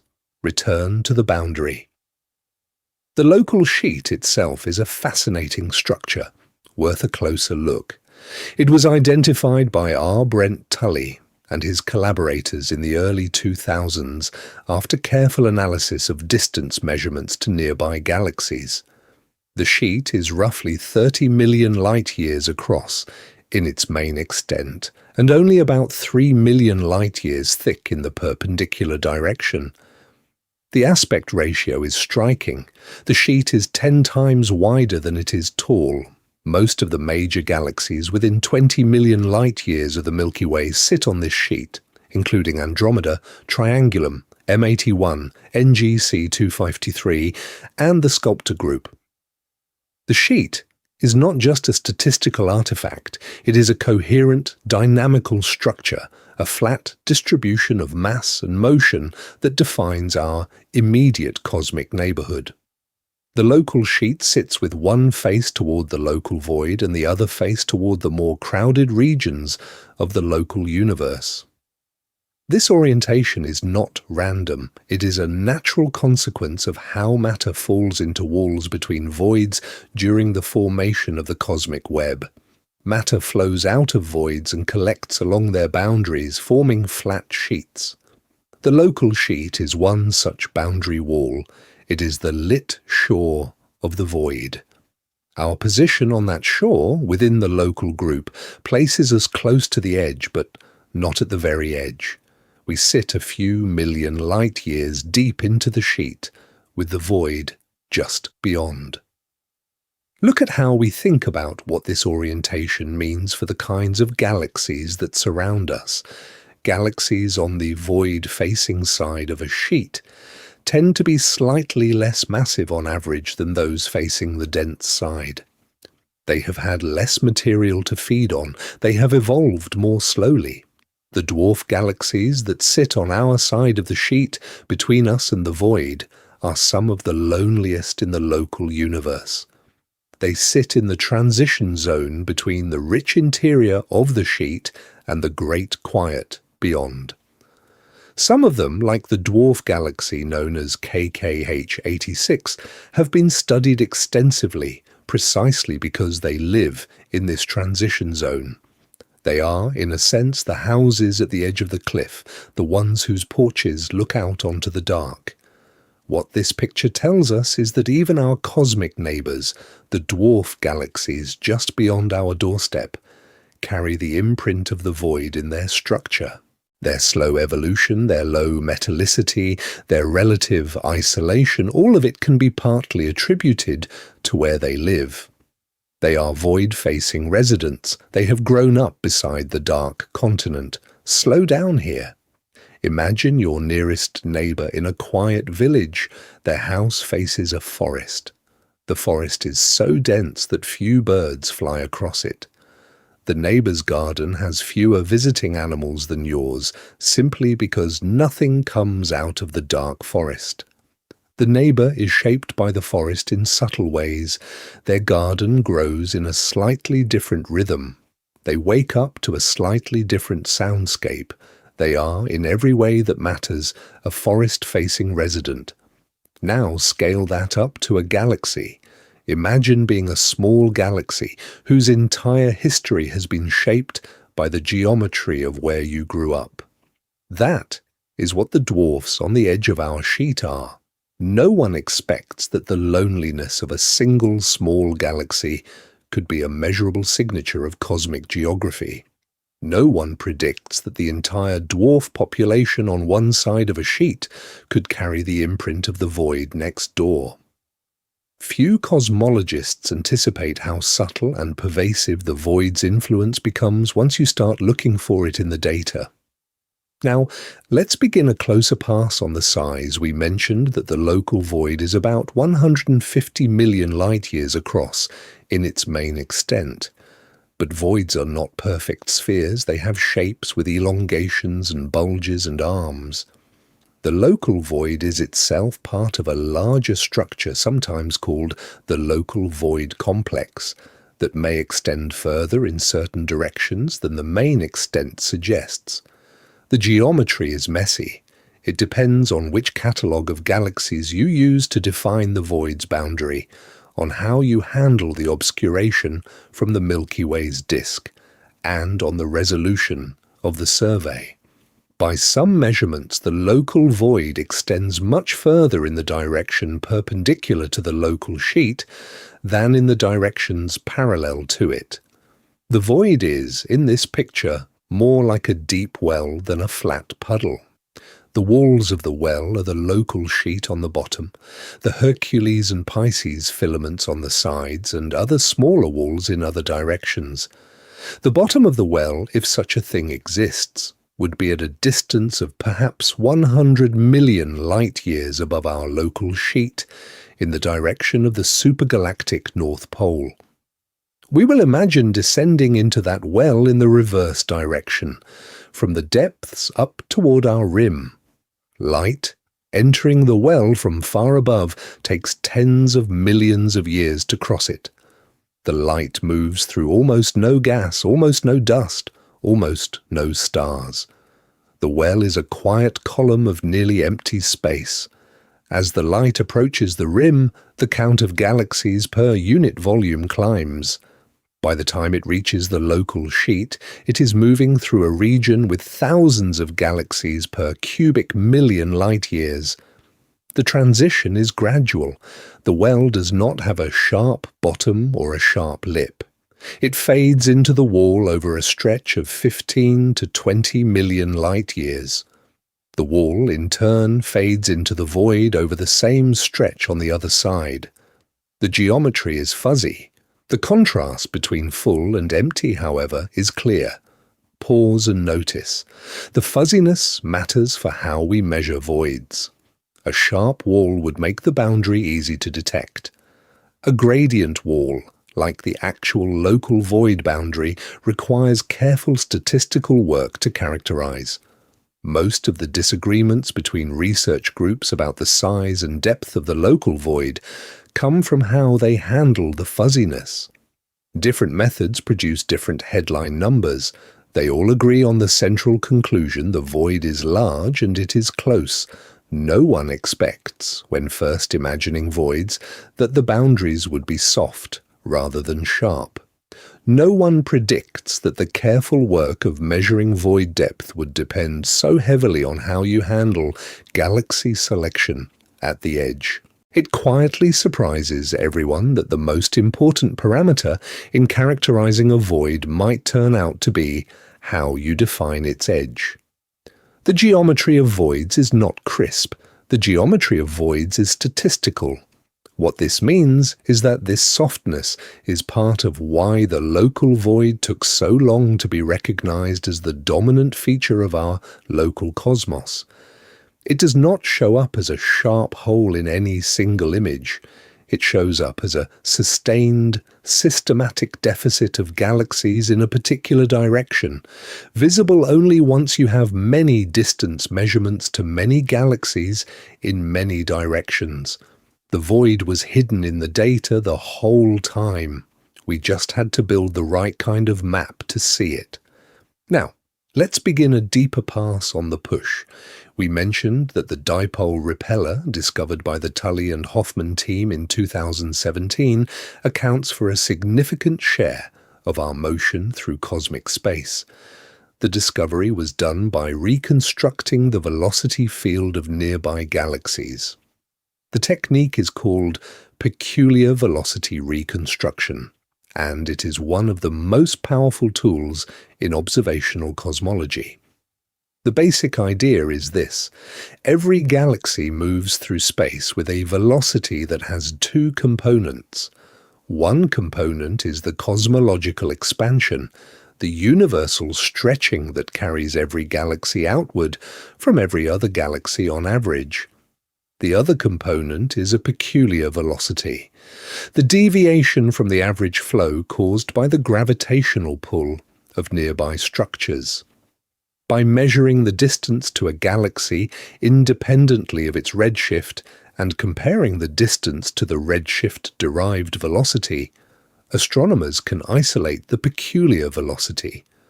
A catalogue of thousands of peculiar velocities distributed across the sky encodes the gravitational field of the local universe. The next move is to walk through how this catalogue reveals the void's push. When the Tully team analysed their catalogue, they did not see a simple pull from one direction. They saw a coherent flow pattern, with galaxies on one side of the sky moving consistently toward a particular region and galaxies on the other side moving consistently away from a complementary region. The pattern was best explained by the presence of an attractor, the Shapley Supercluster, in one direction, and a repeller, the Dipole Repeller, in the opposite direction. The repeller alone accounts for roughly half of our motion through the CMB. Shapley accounts for most of the other half. Smaller structures, including the Great Attractor and the Virgo Supercluster, fill in the rest. What surfaces from this is that this distribution of forces is one of the most carefully measured aspects of local cosmology. The peculiar velocity catalogues continue to grow. New techniques, including artificial intelligence reconstructions of the velocity field, are extending the analysis to greater distances. The picture of the local group as a galaxy family being pushed by emptiness and pulled by a distant crowd has become more detailed with every iteration. Notice the turn. The detail matters. We are not at the mercy of mystery. The motion of our galaxy is being decomposed piece by piece into the contributions of identifiable structures. The local void contributes a measurable amount. The wider underdensity of which the local void is a part contributes more. The distant Shapley supercluster pulls. The picture is unified. No one expects, on first thinking about cosmic motion, that it could be decomposed into identifiable pushes and pulls from named structures across the sky. No one predicts that the velocity of the Milky Way would turn out to be a precision measurement reflecting the gravity of dozens of nearby and distant objects. Nothing in the standard model anticipates that one of the largest contributors to that velocity would turn out to be the absence of mass rather than its presence. The push from the void is gentle, but the void is patient. Over the 4.5 billion years that the Sun has existed, the void has pushed the Sun, the Milky Way, and the rest of the local group several million light-years across cosmic space. Over the next billion years, the push will continue. The local group is on a slow, inexorable trajectory away from the void and toward the distant Shapley supercluster. Neither destination matters in any human sense. Both motions matter in a cosmological sense. They tell us where we are going, and they tell us why. Now, let's begin a deeper pass on the emptiness. We said earlier that the local void is missing more than 95% of the galaxies the standard model would predict. Let us look more carefully at what is and is not there. The galaxies that do live inside the local void fall into a few categories. First, there are isolated dwarf galaxies, small irregular systems with a few million to a few 100 million stars, drifting in solitude. Some of them, like KK246 and HIPAS J1Time4408, have been carefully studied. They are gas-rich, slow-forming, and often surrounded by huge reservoirs of neutral hydrogen that has never yet collapsed into stars. They look like time capsules of the early universe, places where galaxy evolution has not been hurried along by mergers or close interactions. Second, there are a small number of intermediate galaxies, larger than dwarfs but smaller than typical spirals, that sit at the boundaries or in some of the shallower regions of the void. These galaxies are evolutionarily distinct from their counterparts in denser regions. They tend to have lower surface brightness, weaker arms, and quieter star formation. Third, there is a population of so-called void galaxies that have been the subject of dedicated surveys. These are systems specifically selected for their void environment in order to test how galaxy properties depend on the surrounding density. Studies of void galaxies show that they are typically bluer, smaller, more gas-rich, and form stars more slowly than galaxies in denser environments. They are the introverts of the cosmic ecosystem. They have grown up alone, and it shows. It is worth pausing now to spend time with a few of the specific galaxies that do live inside the local void, because the numbers we have been quoting are easier to feel when they become characters. A galaxy in a cluster is one of thousands. A galaxy in the local void is one of perhaps 100. Each one has been catalogued, named, and photographed. Each one carries a personal history that, in some sense, belongs to the void rather than to the wider cosmos. Gently, we meet three of them. The first is a small dim galaxy, designated KK246, sometimes listed as PGC 63698. KK246 sites roughly 25 million light-years from Earth, well inside the boundary of the local void. By human accounting, it is a small system, perhaps a few 100 million stars, with a gas mass not much greater than its stellar mass.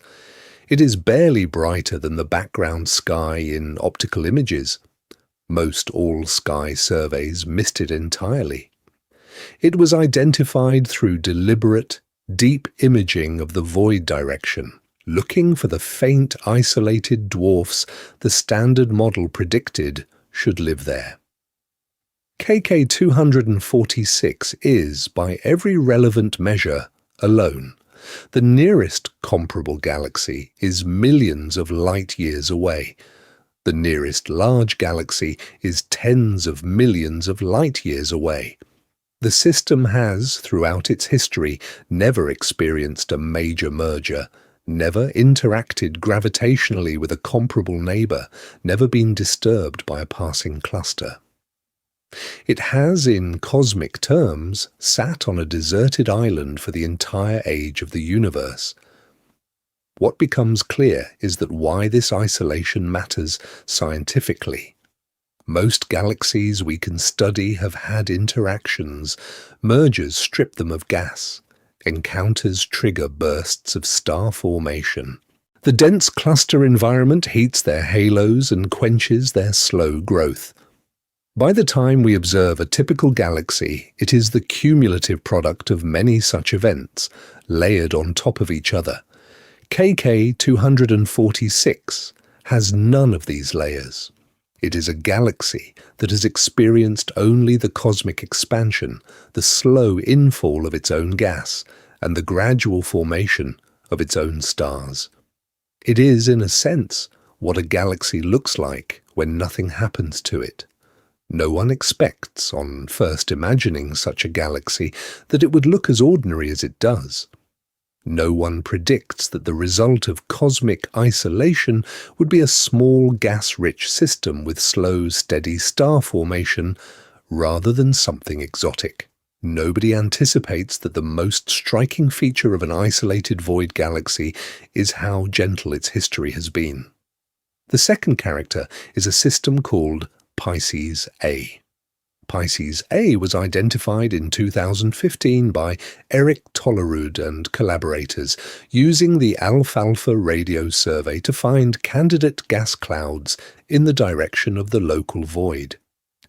Pisces A turned out to be a previously unrecognized dwarf galaxy, sitting at the edge of the void embedded in a thin filament of intergalactic gas that connects it to a partner system, Pisces B, several million light-years away. The two galaxies are linked by a tenuous bridge of neutral hydrogen, the kind of structure that is rare in dense environments because cluster gas pressures tend to strip it away. Pisces A is unusual in one important respect. Its star formation rate, while low by absolute standards, is high relative to other dwarfs of its size and isolation. The galaxy appears to be a late bloomer, just now beginning to form stars more rapidly after billions of years of quiet existence. The trigger appears to be the slow infall of gas from the surrounding bridge structure. Pisces A is, in effect, a void galaxy that has only recently woken up. Watch how we honor what Pisces A tells us. Even in the great quiet of the void, structure is not perfectly static. Gas continues to flow, galaxies continue to evolve. The timescales are slow and the events are gentle, but the void is not asleep. It is breathing, very slowly, on its own schedule. The Hubble Space Telescope has imaged Pisces A in detail, resolving individual stars in its disk. The youngest of those stars are only a few million years old, far younger than the dwarf system as a whole. Star formation is alive in the void. It is just unhurried. The third character is a system designated Hippas J 1944-08, identified through the Hippas radio survey of Southern Hemisphere galaxies. It is, like KK 246, a small isolated dwarf well inside the void. What makes it interesting is that its rotation curve, measured through the dynamics of its hydrogen gas, reveals a substantial dark matter halo. The visible matter accounts for only a small fraction of the system's total mass. The galaxy is, like most galaxies, dominated by its dark matter component. The discovery is unsurprising, but it is important. It shows that void galaxies are not special in their dark matter properties. They have the same kind of halos as their wall and cluster counterparts.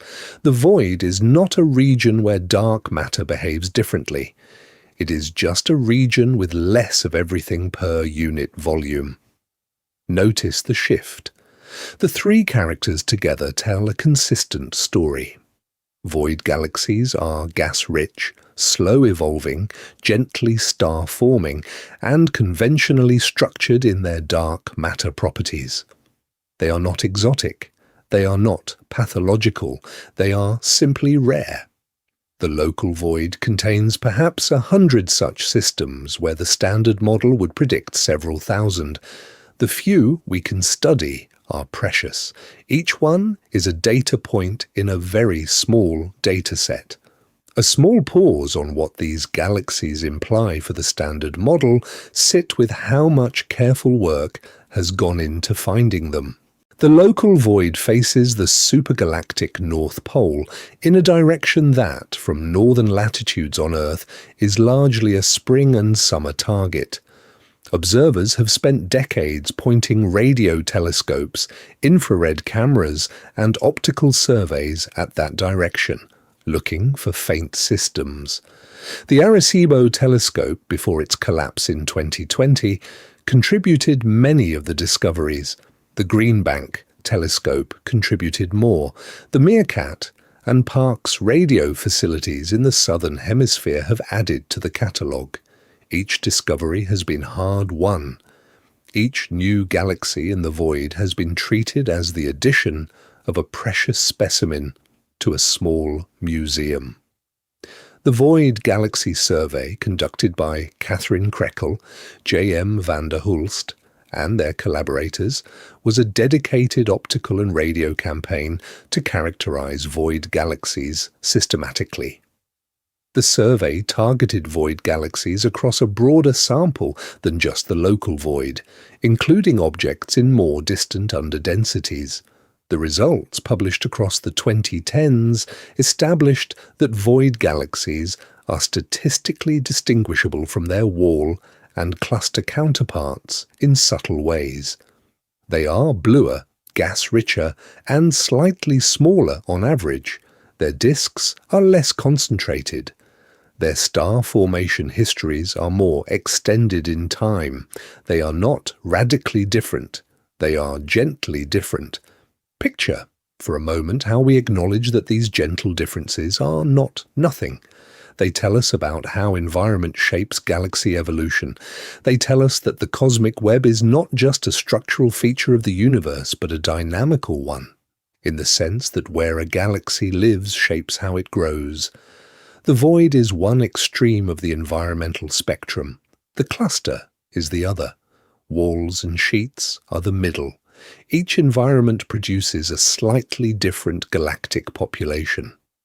The local void's population is the local example of the most extreme environmental endpoint. Step back, and you can see that the underpopulation of the local void is not just a quantitative anomaly. It is also a methodological constraint. The few galaxies we can study are valuable, but they are not enough to characterize the full diversity of how void galaxies behave. If the local void contained several thousand galaxies, we could study the distribution of properties carefully. With only 100 or so, every individual matters, and every conclusion is more provisional than we would like.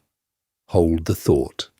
The next generation of surveys, particularly the Vera Rubin Observatory's Legacy Survey of Space and Time, is expected to push the detection threshold for void dwarfs significantly deeper.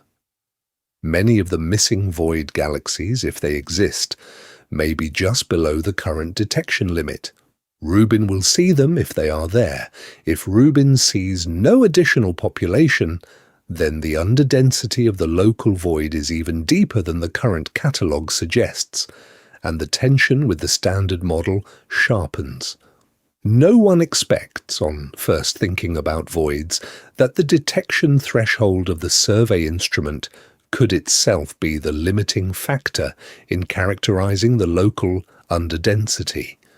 No one predicts that a question about cosmic structure formation might come down to whether or not Rubin can resolve a particular class of faint dwarfs.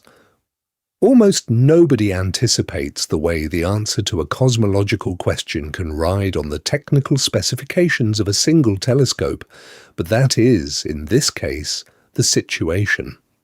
The next several years will tell us much more. Notice now how we think about what these galaxies tell us about the void itself.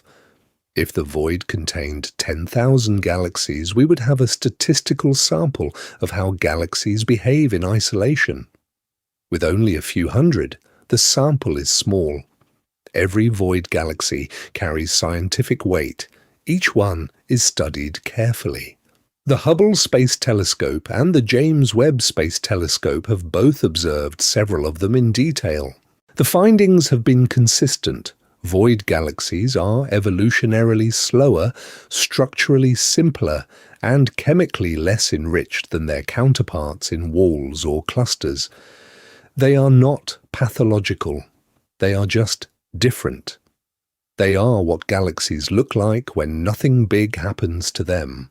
The takeaway is that the deficit of galaxies in the local void is not just a quantitative problem, it is a qualitative one.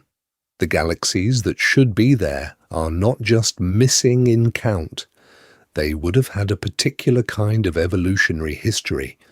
The fact that they are missing changes the population of galaxies we can study in our nearest cosmic acreage. We have fewer examples of slow, isolated evolution than the cosmic average would predict. Mark this moment. Imagine a biologist trying to study how plants grow in deserts. The biologist would want a meaningful sample of desert plants. If the desert next door turns out to have 1/100th of the expected number of plants, the biologist is at a scientific disadvantage. They have to travel further to find their sample. They have to assume that the few plants they can study are representative. The local void puts cosmologists in a similar position. The nearest large underdensity is severely underpopulated. The void galaxies we can study are precious. We have to extrapolate from a small sample to a general theory of how galaxies grow in low-density environments. That extrapolation is difficult, and it depends on how unusual the local void's specific deficit turns out to be. No one expects, on first encountering void galaxies, that they would turn out to be such a small and precious sample. No one predicts that the loneliest galaxies in the cosmos would, in our local neighborhood, be even lonelier than expected. Hardly anyone anticipates the way the deficit becomes a methodological problem for understanding how galaxies grow in voids in general. Now, let's begin a deeper pass on the implication, the fifth truth, the KBC void.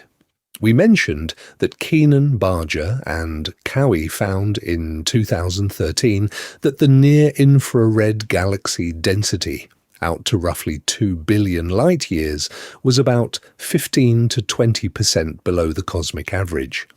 Let us examine how that result holds up under follow-up scrutiny. The KBC result was based on a particular near-infrared survey, the UKIRT Infrared Deep Sky Survey. Near-infrared light is useful because it traces the old stellar populations that dominate most galaxies, and it is less sensitive to dust and short-term star formation than visible light. By counting near-infrared bright galaxies, the team could estimate the underlying density of stellar mass at different distances. In the years since, other teams have repeated the analysis with different surveys. Some have confirmed the KBC underdensity, with consistent results to within statistical uncertainties. Others have argued that selection effects and cosmic variance could account for the apparent underdensity. The debate has been refined rather than resolved. Most cosmologists now treat the existence of a local underdensity at the scales suggested by KBC as a plausible but not yet definitive result. The decade of follow-up work after the original KBC paper is its own quiet drama, and the drama is worth telling because it reveals how cosmology actually settles a debate. Not in one paper, not in one survey, not in one team. In a slow accumulation of independent measurements, each one testing the original claim from a different angle, each one either reinforcing or weakening the case. Walk with me as we walk through the follow-up, the way the community has walked through it, slowly, carefully, with attention to the different methodologies and what each one can and cannot say. The first major follow-up was a paper by Hao-Yi Wu and Dragan Huterer in 2017, which examined the impact of a local underdensity on the Hubble tension using simulations. Their result was that an underdensity of the depth claimed by KBC could indeed contribute to the local Hubble measurement, but probably not enough to fully account for the tension on its own. The local void hypothesis was, in their analysis, A partial explanation rather than a complete one, the conclusion was important. It set the boundary for what the KBC void could and could not do. A second major contribution came in 2020 from a team led by Moritz Hasselbauer and Pavel Krupa. Using a different approach, they argued that a local underdensity consistent with the KBC depth would in fact be sufficient to fully resolve the Hubble tension. The two papers disagreed about how strong the effect would be, depending on assumptions about the void's depth, shape, and connection to broader cosmic structure. The disagreement was not settled by argument, it would have to be settled by data. Before moving on the data, sit with how the field actually advances. Two teams, both careful, both well-resourced, produce different estimates of how a single physical effect contributes to a single observational tension. The community does not resolve the disagreement immediately. It identifies the methodological choices that produce the divergence and waits for new measurements to discriminate. This is, quietly, what science actually looks like most of the time. Disagreement, followed by patience. The next round of evidence came from interferometric measurements of nearby water masers in active galactic nuclei. The megamaser cosmology project, led by Mark Reed and James Bratz at the National Radio Astronomy Observatory, used very long baseline interferometry to measure precise distances to galaxies hosting bright water masers. The measurements were entirely independent of the Cepheid distance ladder, the supernova standard candle, and the cosmic microwave background.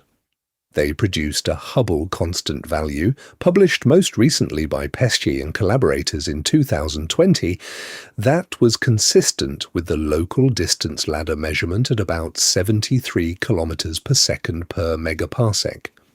No one expects, on first hearing about water masers, that they would become a referee in the Hubble tension debate. No one predicts that 100 million light-year measurement to a single radio source would have to be combined with 1 billion light-year measurement to the cosmic microwave background to figure out the expansion of the universe. It comes as a genuine surprise the way every independent technique now matters, because each one has a chance to break the tie. The masers were, in some ways, the cleanest result. They did not depend on the chain of distance calibrators that the supernova measurement depended on. They did not depend on cosmological assumptions in the way the CMB measurement did. They were, in principle, direct geometric measurements of how fast nearby galaxies were receding. Their value matched the local supernova measurement. The match suggested that the local Hubble value was a real measurement, not an artifact of the calibration chain. The implication was important. If the local Hubble value is a real measurement, and if it disagrees with the CMB value, then either the cosmos has some new physics that operates on intermediate scales, or the local measurement is being biased by something like a local underdensity. The maser data did not rule out either possibility. It did rule out the simpler possibility that the distance ladder was simply miscalibrated. Without rushing, we take seriously what happened next.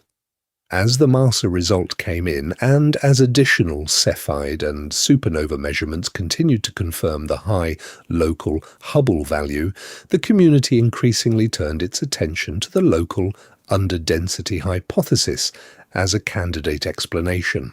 Papers by Wong, by Kai, by Mazurenko, and by other teams began testing the KBC hypothesis with new data, including the first results from DESI and from refined supernova catalogues. The DESI Year One results, released in 2024, were particularly important because DESI is the most comprehensive nearby galaxy redshift survey ever conducted. By measuring redshifts for tens of millions of galaxies, DESI provides a direct, three-dimensional density map of the local cosmos. The early DESI results were broadly consistent with a modest local underdensity at the scales suggested by KBC, though the statistical significance was not yet at the level of definitive confirmation. The follow-up data, expected over the remaining years of the DESI program, is anticipated to either firmly establish or firmly rule out the underdensity. A slow turn. Picture the convergence the way an external observer would picture a court case being argued before a jury. The plaintiff, the KBC void hypothesis, presents its evidence. The defendants, alternative explanations, present theirs. Witnesses, in the form of independent surveys, are called to the stand. Each gives testimony. Some support the plaintiff, some support the defense. The jury, in the form of the slow consensus of the cosmological community, weighs the evidence over years. The verdict is not delivered in a single moment. It accumulates in published papers, conference talks, and gradual shifts in how textbooks describe the local cosmos. The textbook says, a major cosmological question gets resolved in a single dramatic measurement, reality. The question gets refined through a sequence of measurements, each of which is partial, each of which constrains the answer a little more, and the resolution emerges as a slow consensus across a decade of work. The most recent contributions as of the mid-2020s have come from teams using machine learning to extract subtle patterns from the combined supernova, galaxy survey, and CMB datasets. Some of these analyses have produced strong evidence for a local underdensity. Others have argued that the apparent underdensity is consistent with cosmic variance, meaning the random fluctuations one would expect in a typical patch of the universe, even without a true underdensity. The argument is not yet settled. The argument is, however, narrowing. No one expects, on first thinking about cosmological tensions, that the resolution of a major puzzle would depend on the careful integration of half a dozen completely different observational techniques. No one predicts that the same question would be approached from 5 or 6 independent angles, each one offering a partial check on the others. The textbook does not anticipate how interconnected modern cosmology has become. The lesson for tonight is simple. The KBC void hypothesis is alive. The hypothesis has survived a decade of testing. The hypothesis has neither been confirmed beyond doubt nor refuted. The next decade of data will, with high confidence, settle the question one way or the other. Until then, the local universe sits in a particular kind of uncertainty. We may or may not live inside a continental underdensity. The measurement is being refined in real time. The answer is coming. What you carry away from this is that this kind of slow convergence is the natural rhythm of cosmology. Big questions take time. Big claims require independent confirmation across multiple methodologies. The KBC void will either fade into the background as a historical hypothesis or harden into a confirmed feature of cosmic geography. Either way, the present moment, where the question is open but actively addressed, is the most interesting moment to learn about it. The textbook will say one thing or another in 2040. Tonight, we have the question. Tonight, we have the partial evidence. Tonight, the cosmos is still in conversation with us about whether we live somewhere typical or somewhere quiet. Settle in here. Let us pause here before returning to the main thread of the truth. Settle in as we take seriously the implications if it is real. A local underdensity of 15 to 20%, extending out to 2 billion light-years, would mean that our entire patch of the cosmos, from the inner local void through the Hercules and Pisces walls and out to a much greater distance, is biased toward emptiness compared to the cosmic average. This is a continental dead zone. It is not utterly empty, but it is consistently below the average density expected by the standard model. The point worth taking away is that this implication would soften but not eliminate the Hubble tension. The expansion measurement based on local supernovae would be biased upward by a few percent. The expansion measurement based on the CMB, which integrates over much larger scales, would not be biased in the same way. The discrepancy between the two would shrink. Whether it would shrink enough to eliminate the tension entirely depends on the exact depth and shape of the KBC underdensity. Some analyses suggest the local void can account for most of the tension. Others suggest it accounts for only part. The answer remains an active topic of research. Take a slow breath here. The KBC void hypothesis is the great quiet contender in the Hubble tension debate.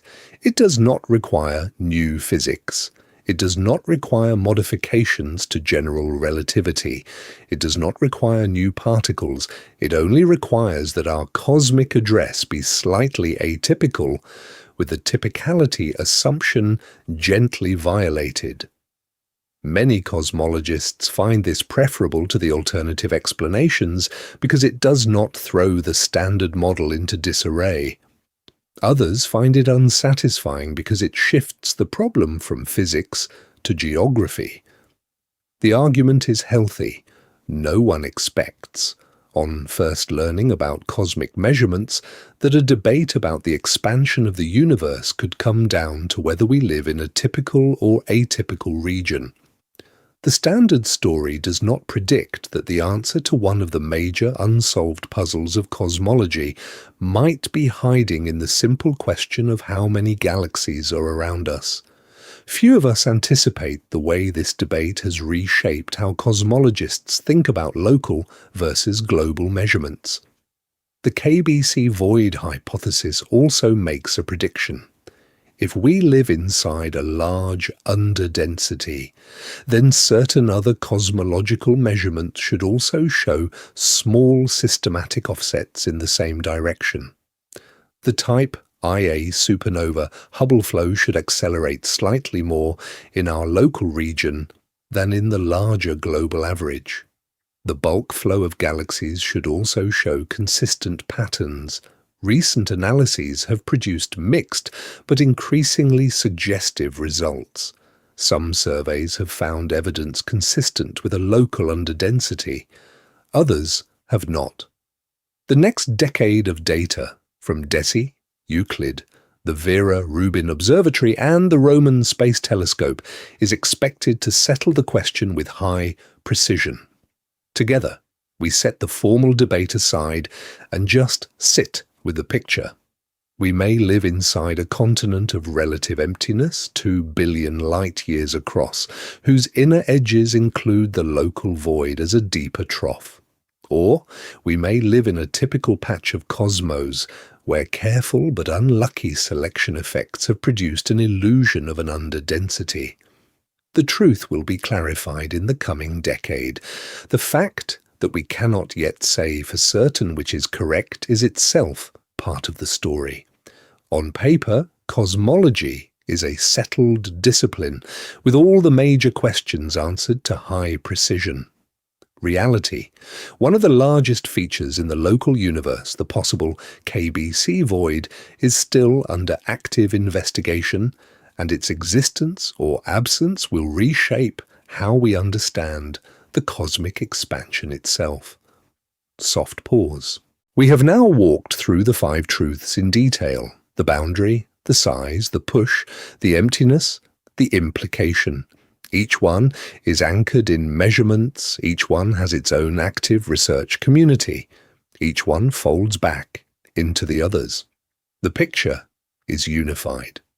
The remaining time tonight will be spent on a few related considerations.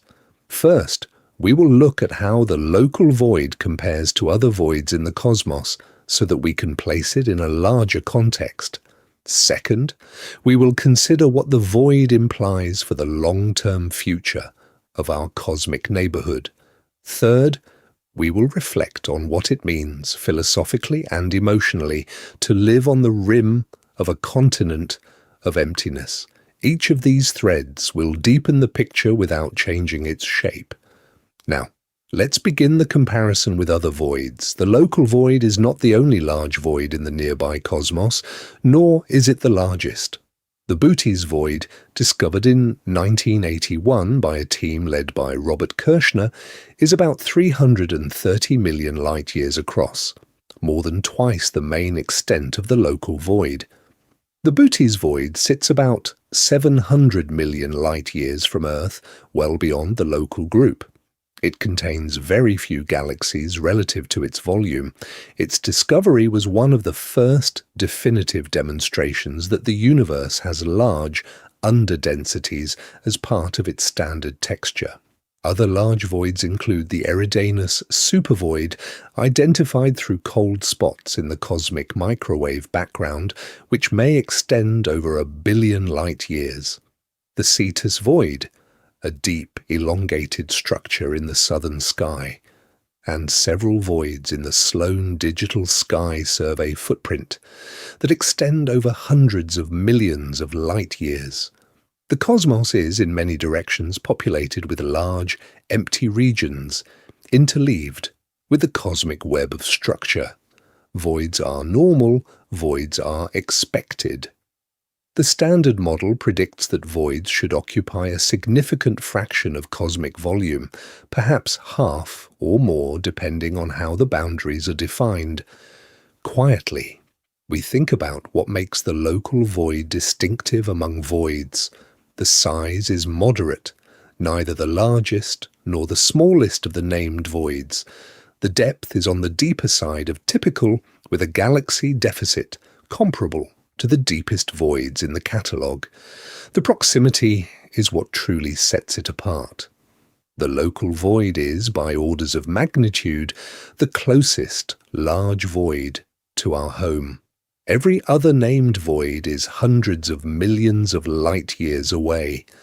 The local void touches our doorstep. On reflection, proximity is the multiplier on all the effects we have discussed. A larger void, at a great distance, has a modest gravitational influence on the local group. A modest void next door has a strong influence. The local void is positioned to act on us in ways that no other void can. Its push contributes to our motion.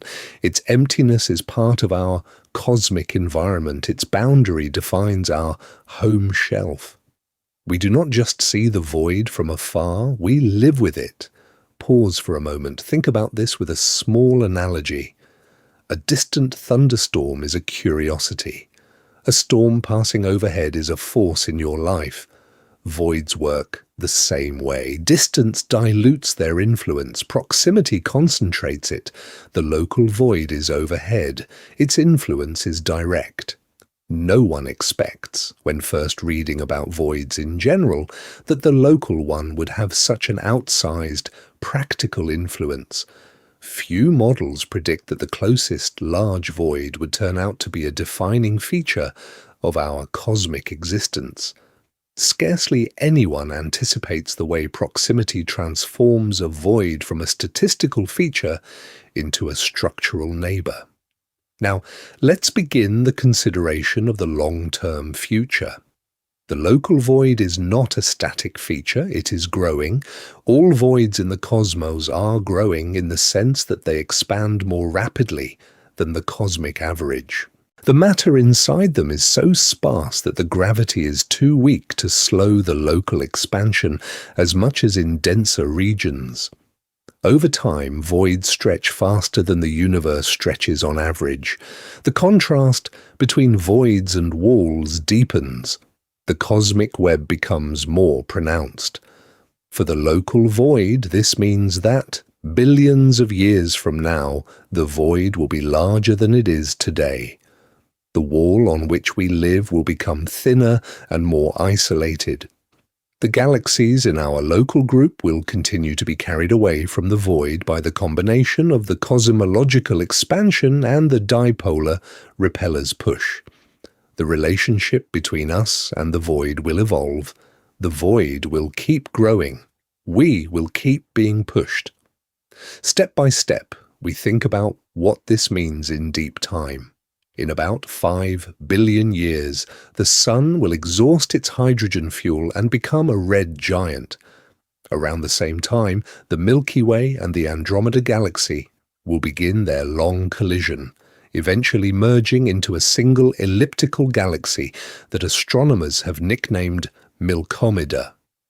The merger will reshape our immediate cosmic neighborhood, but it will not change our position relative to the local void. The new combined galaxy will sit, just as the Milky Way and Andromeda do now, on the edge of the cliff. What follows from this is that, over a sufficiently long time scale, the cosmological constant will dominate over gravity. The universe will continue to expand faster and faster until galaxies outside our gravitationally bound local group recede from us at speeds faster than light can compensate for. The cosmic web will spread out, voids will swallow walls. The local void, growing all the while, will eventually merge with neighboring voids, becoming one continuous, quiet expanse. Sometime around 100 billion years from now, our descendant galaxy, Milkomeda, or whatever remains of it, will sit alone in a void of its own, with no other galaxies visible to its telescopes.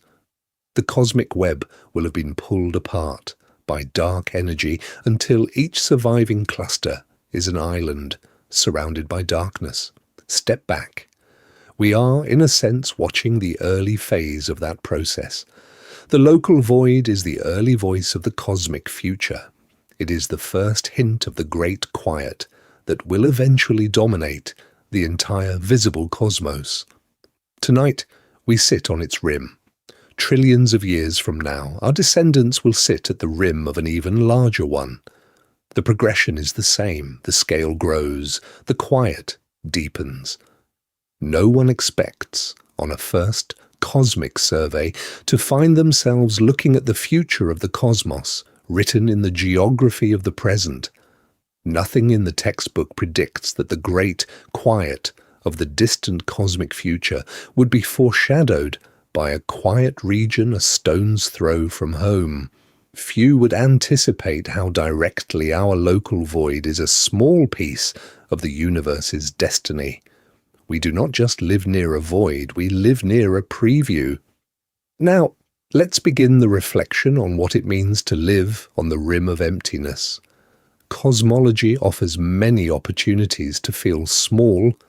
The discovery of the Earth's place in the solar system, the demotion of the Sun to one star among many, the realization that the Milky Way is one of trillions of galaxies, the recognition that the observable universe is just a fraction of a possibly much larger whole, all of these have shifted our self-image as a species.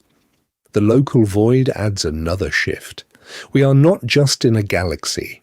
We are in a galaxy on the edge of a continent of nothing. The continent is large enough that light measures it in geological time. The continent is pushing us. The continent may be part of an even larger continent that is gently rewriting our measurements of the cosmos itself. Hold the picture as we sit with this, not as a fact to memorize, but as a posture to feel. We sit at the rim. We always have. We did not know it for most of our species' history because we did not have the instruments. Now we know. The night sky above us is not a uniform sprinkle of light. It is a structured map of nearby crowds and distant absences. In one direction, the universe is busy. In another, the universe is quiet. We are the residents of the boundary. What this leaves us with is that there is no urgency in this knowledge. The void is not a threat. The push is not a danger. The KBC underdensity does not change anything about our daily lives. What changes is the texture of how we look up. The night sky becomes a story with directionality, with topology, with character. The void becomes a feature of our cosmic identity, not a problem to solve. Let the picture settle. There is something appropriate about learning this at night. The void is, in some sense, a daytime fact. It does not arrive in the body. It arrives in the imagination. The instruments tell us about it. The numbers describe it. The simulations animate it. But the experience of it is contemplative. The void is a thing we know rather than a thing we see. It does not light up the sky. It darkens it quietly, in a single direction overhead, in a way that only the right kind of map can reveal. No one expects, when first learning about cosmic voids, that the discovery will arrive less as a shock and more as a slow recognition. Standard intuition does not predict that the void will become part of the sleep-time geography of one's own mind. It is hard to anticipate how easily the void can settle into the back of the imagination, where it sits next to the other quiet facts we have learned to live with, like the slowness of light and the smallness of the earth.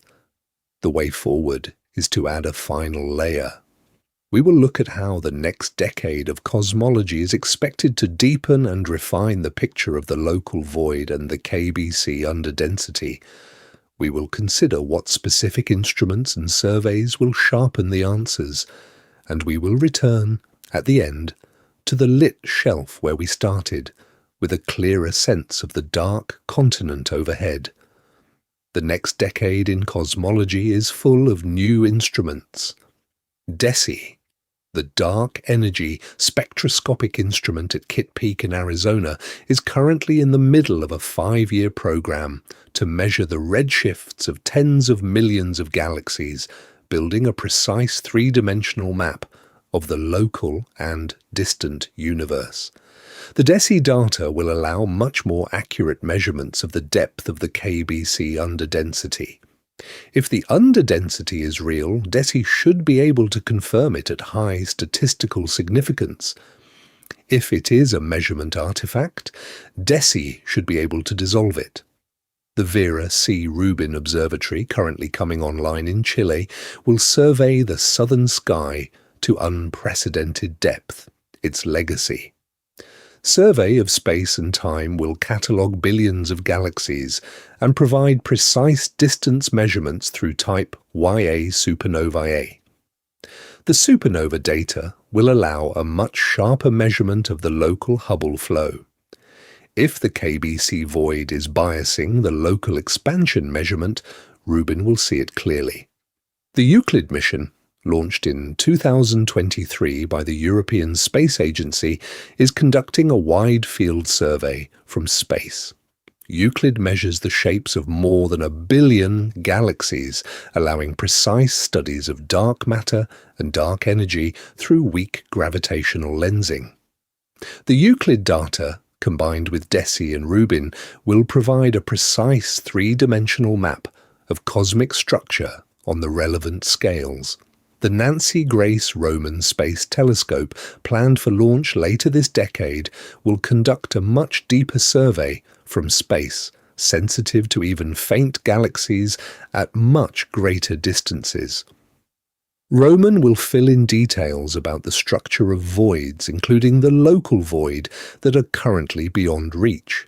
In what follows, we acknowledge that, by the end of the 2030s, the picture of the local void and the KBC underdensity will be much sharper than it is today. Either the underdensities will be confirmed as real features of cosmic geography, with measurable depths and clear consequences for the Hubble tension, or they will be substantially diminished as the surveys grow more precise. Either outcome will be informative. Either outcome will reshape how we think about our cosmic address. Hold this fact for a moment. We are living in a transitional moment in cosmology. The local void is well established. The KBC void is plausible but still under active scrutiny. The Hubble tension is real but not yet resolved. The next decade will deliver clarification on all three fronts. Whoever re-watches this video in 2040 will find that the picture has either solidified into a confirmed strangeness or dissolved into a clearer typicality. Either way, it will be a richer story than the one we have tonight. Quiet pause. There is something quietly thrilling about being a witness to the present moment in this debate. We are looking at the night sky during the few years when the geography of our cosmic neighborhood is being figured out at unprecedented precision. Earlier generations did not have the surveys. Later generations will have the answers. We have the question. We have the maps that are good enough to ask, but not yet good enough to answer. Each new data set moves the needle a little. Each new analysis sharpens the conclusion. The story is being written in real time. No one expects, on first arriving at a topic like the local void, that they would be reading the text of cosmology while the ink is still wet. It is hard to predict that the picture might change measurably within their lifetime. The intuition does not anticipate how much the next decade of surveys is going to reshape this exact conversation. Now, let's begin the slow return to the lit shelf.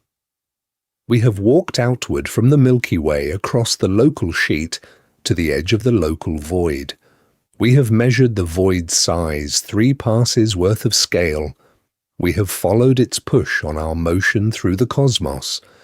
We have surveyed its emptiness, the missing galaxies that should be there and are not. We have considered its possible enclosure within a much larger underdensity, the KBC void, and the implications for the Hubble tension. We have compared it to other voids. We have looked into its future and ours. We have reflected on what it means to live on its rim. Now we return. The journey home is short, in cosmological terms. From the inner reaches of the local void back to the Milky Way is a stretch of perhaps 50 million light-years, depending on where in the void we are imagining ourselves. Crossing it would take light 50 million years. For a human imagination travelling at the speed of thought, the crossing takes a single breath. What we are about to do is take that breath together. Step back from the void, step back across the local sheet, step back into the orbit of the Milky Way, step back into the solar system, step back into the small blue and white world that floats around the third planet from the Sun. Step back into the room where you are listening to this. The journey covers more than 50 million light-years, and it takes no time at all in the imagination. The cosmos and the room are equally real. The room is closer.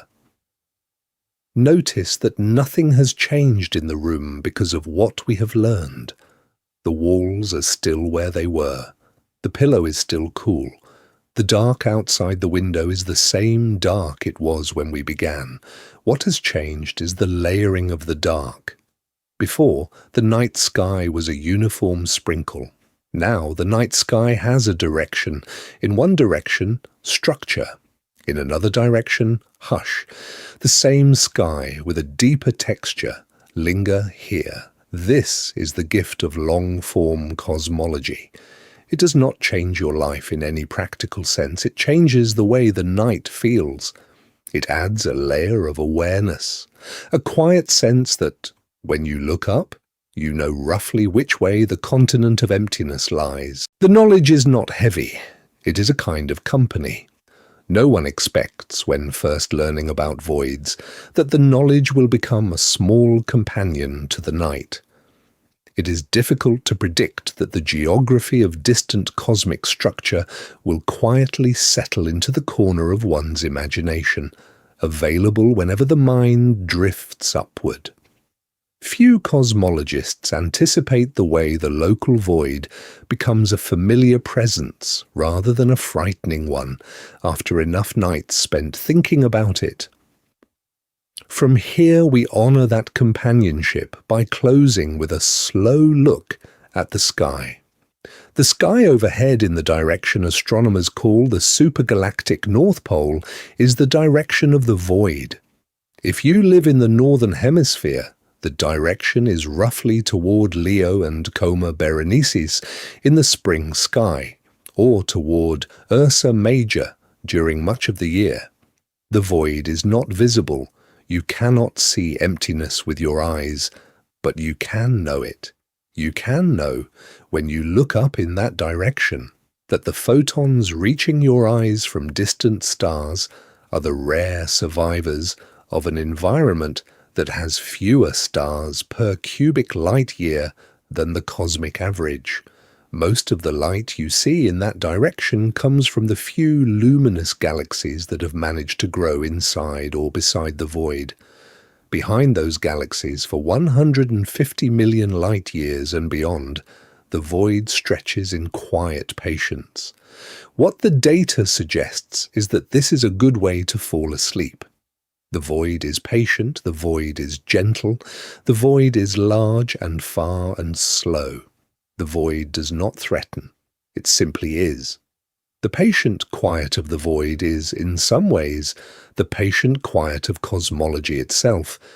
The universe is very old, the universe is very large. The universe contains, in equal measure, structure and absence, light and dark, presence and quiet. We sit on the boundary. We have learned to map it. We have learned to listen to it. We have learned to fall asleep next to it. The cosmos rewards slow attention. The voids are part of the cosmos. The local void is part of our home.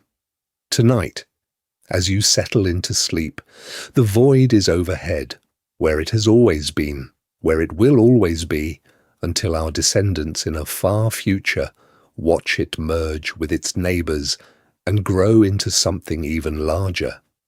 We are early. We are alive at a moment when the void can still be measured against the structure around it. Future generations will see only the merged quiet. We see the contrast. The contrast is one of the great quiet gifts of being alive now. The night is long. The void is large. The cosmos is patient. There is no reason to hurry. The story will be here whenever you return to it. So, as the room settles and the lights dim, and the day's last thoughts drift to the edge of awareness, let the image hold. The Milky Way, a great spiral of light. The local group, a small family around it. The local sheet, a flat shelf carrying us. The local void, a vast, quiet continent overhead. The Dipole Repeller, a gentle push at our back. The KBC underdensity, a wider room around us. The cosmic web, a tracery of structure threading across an unimaginable distance. The Hubble tension, a quiet puzzle that may yet resolve into geography rather than physics. The future, a slow growth of voids and a slow loss of contrast. The present, this single night, this single mind, this single quiet imagination holding all of it at once. The void is overhead. The void is large. The void is patient. The void is ours. Sleep well tonight. And tomorrow we will continue to explore the deepest mysteries of the cosmos together.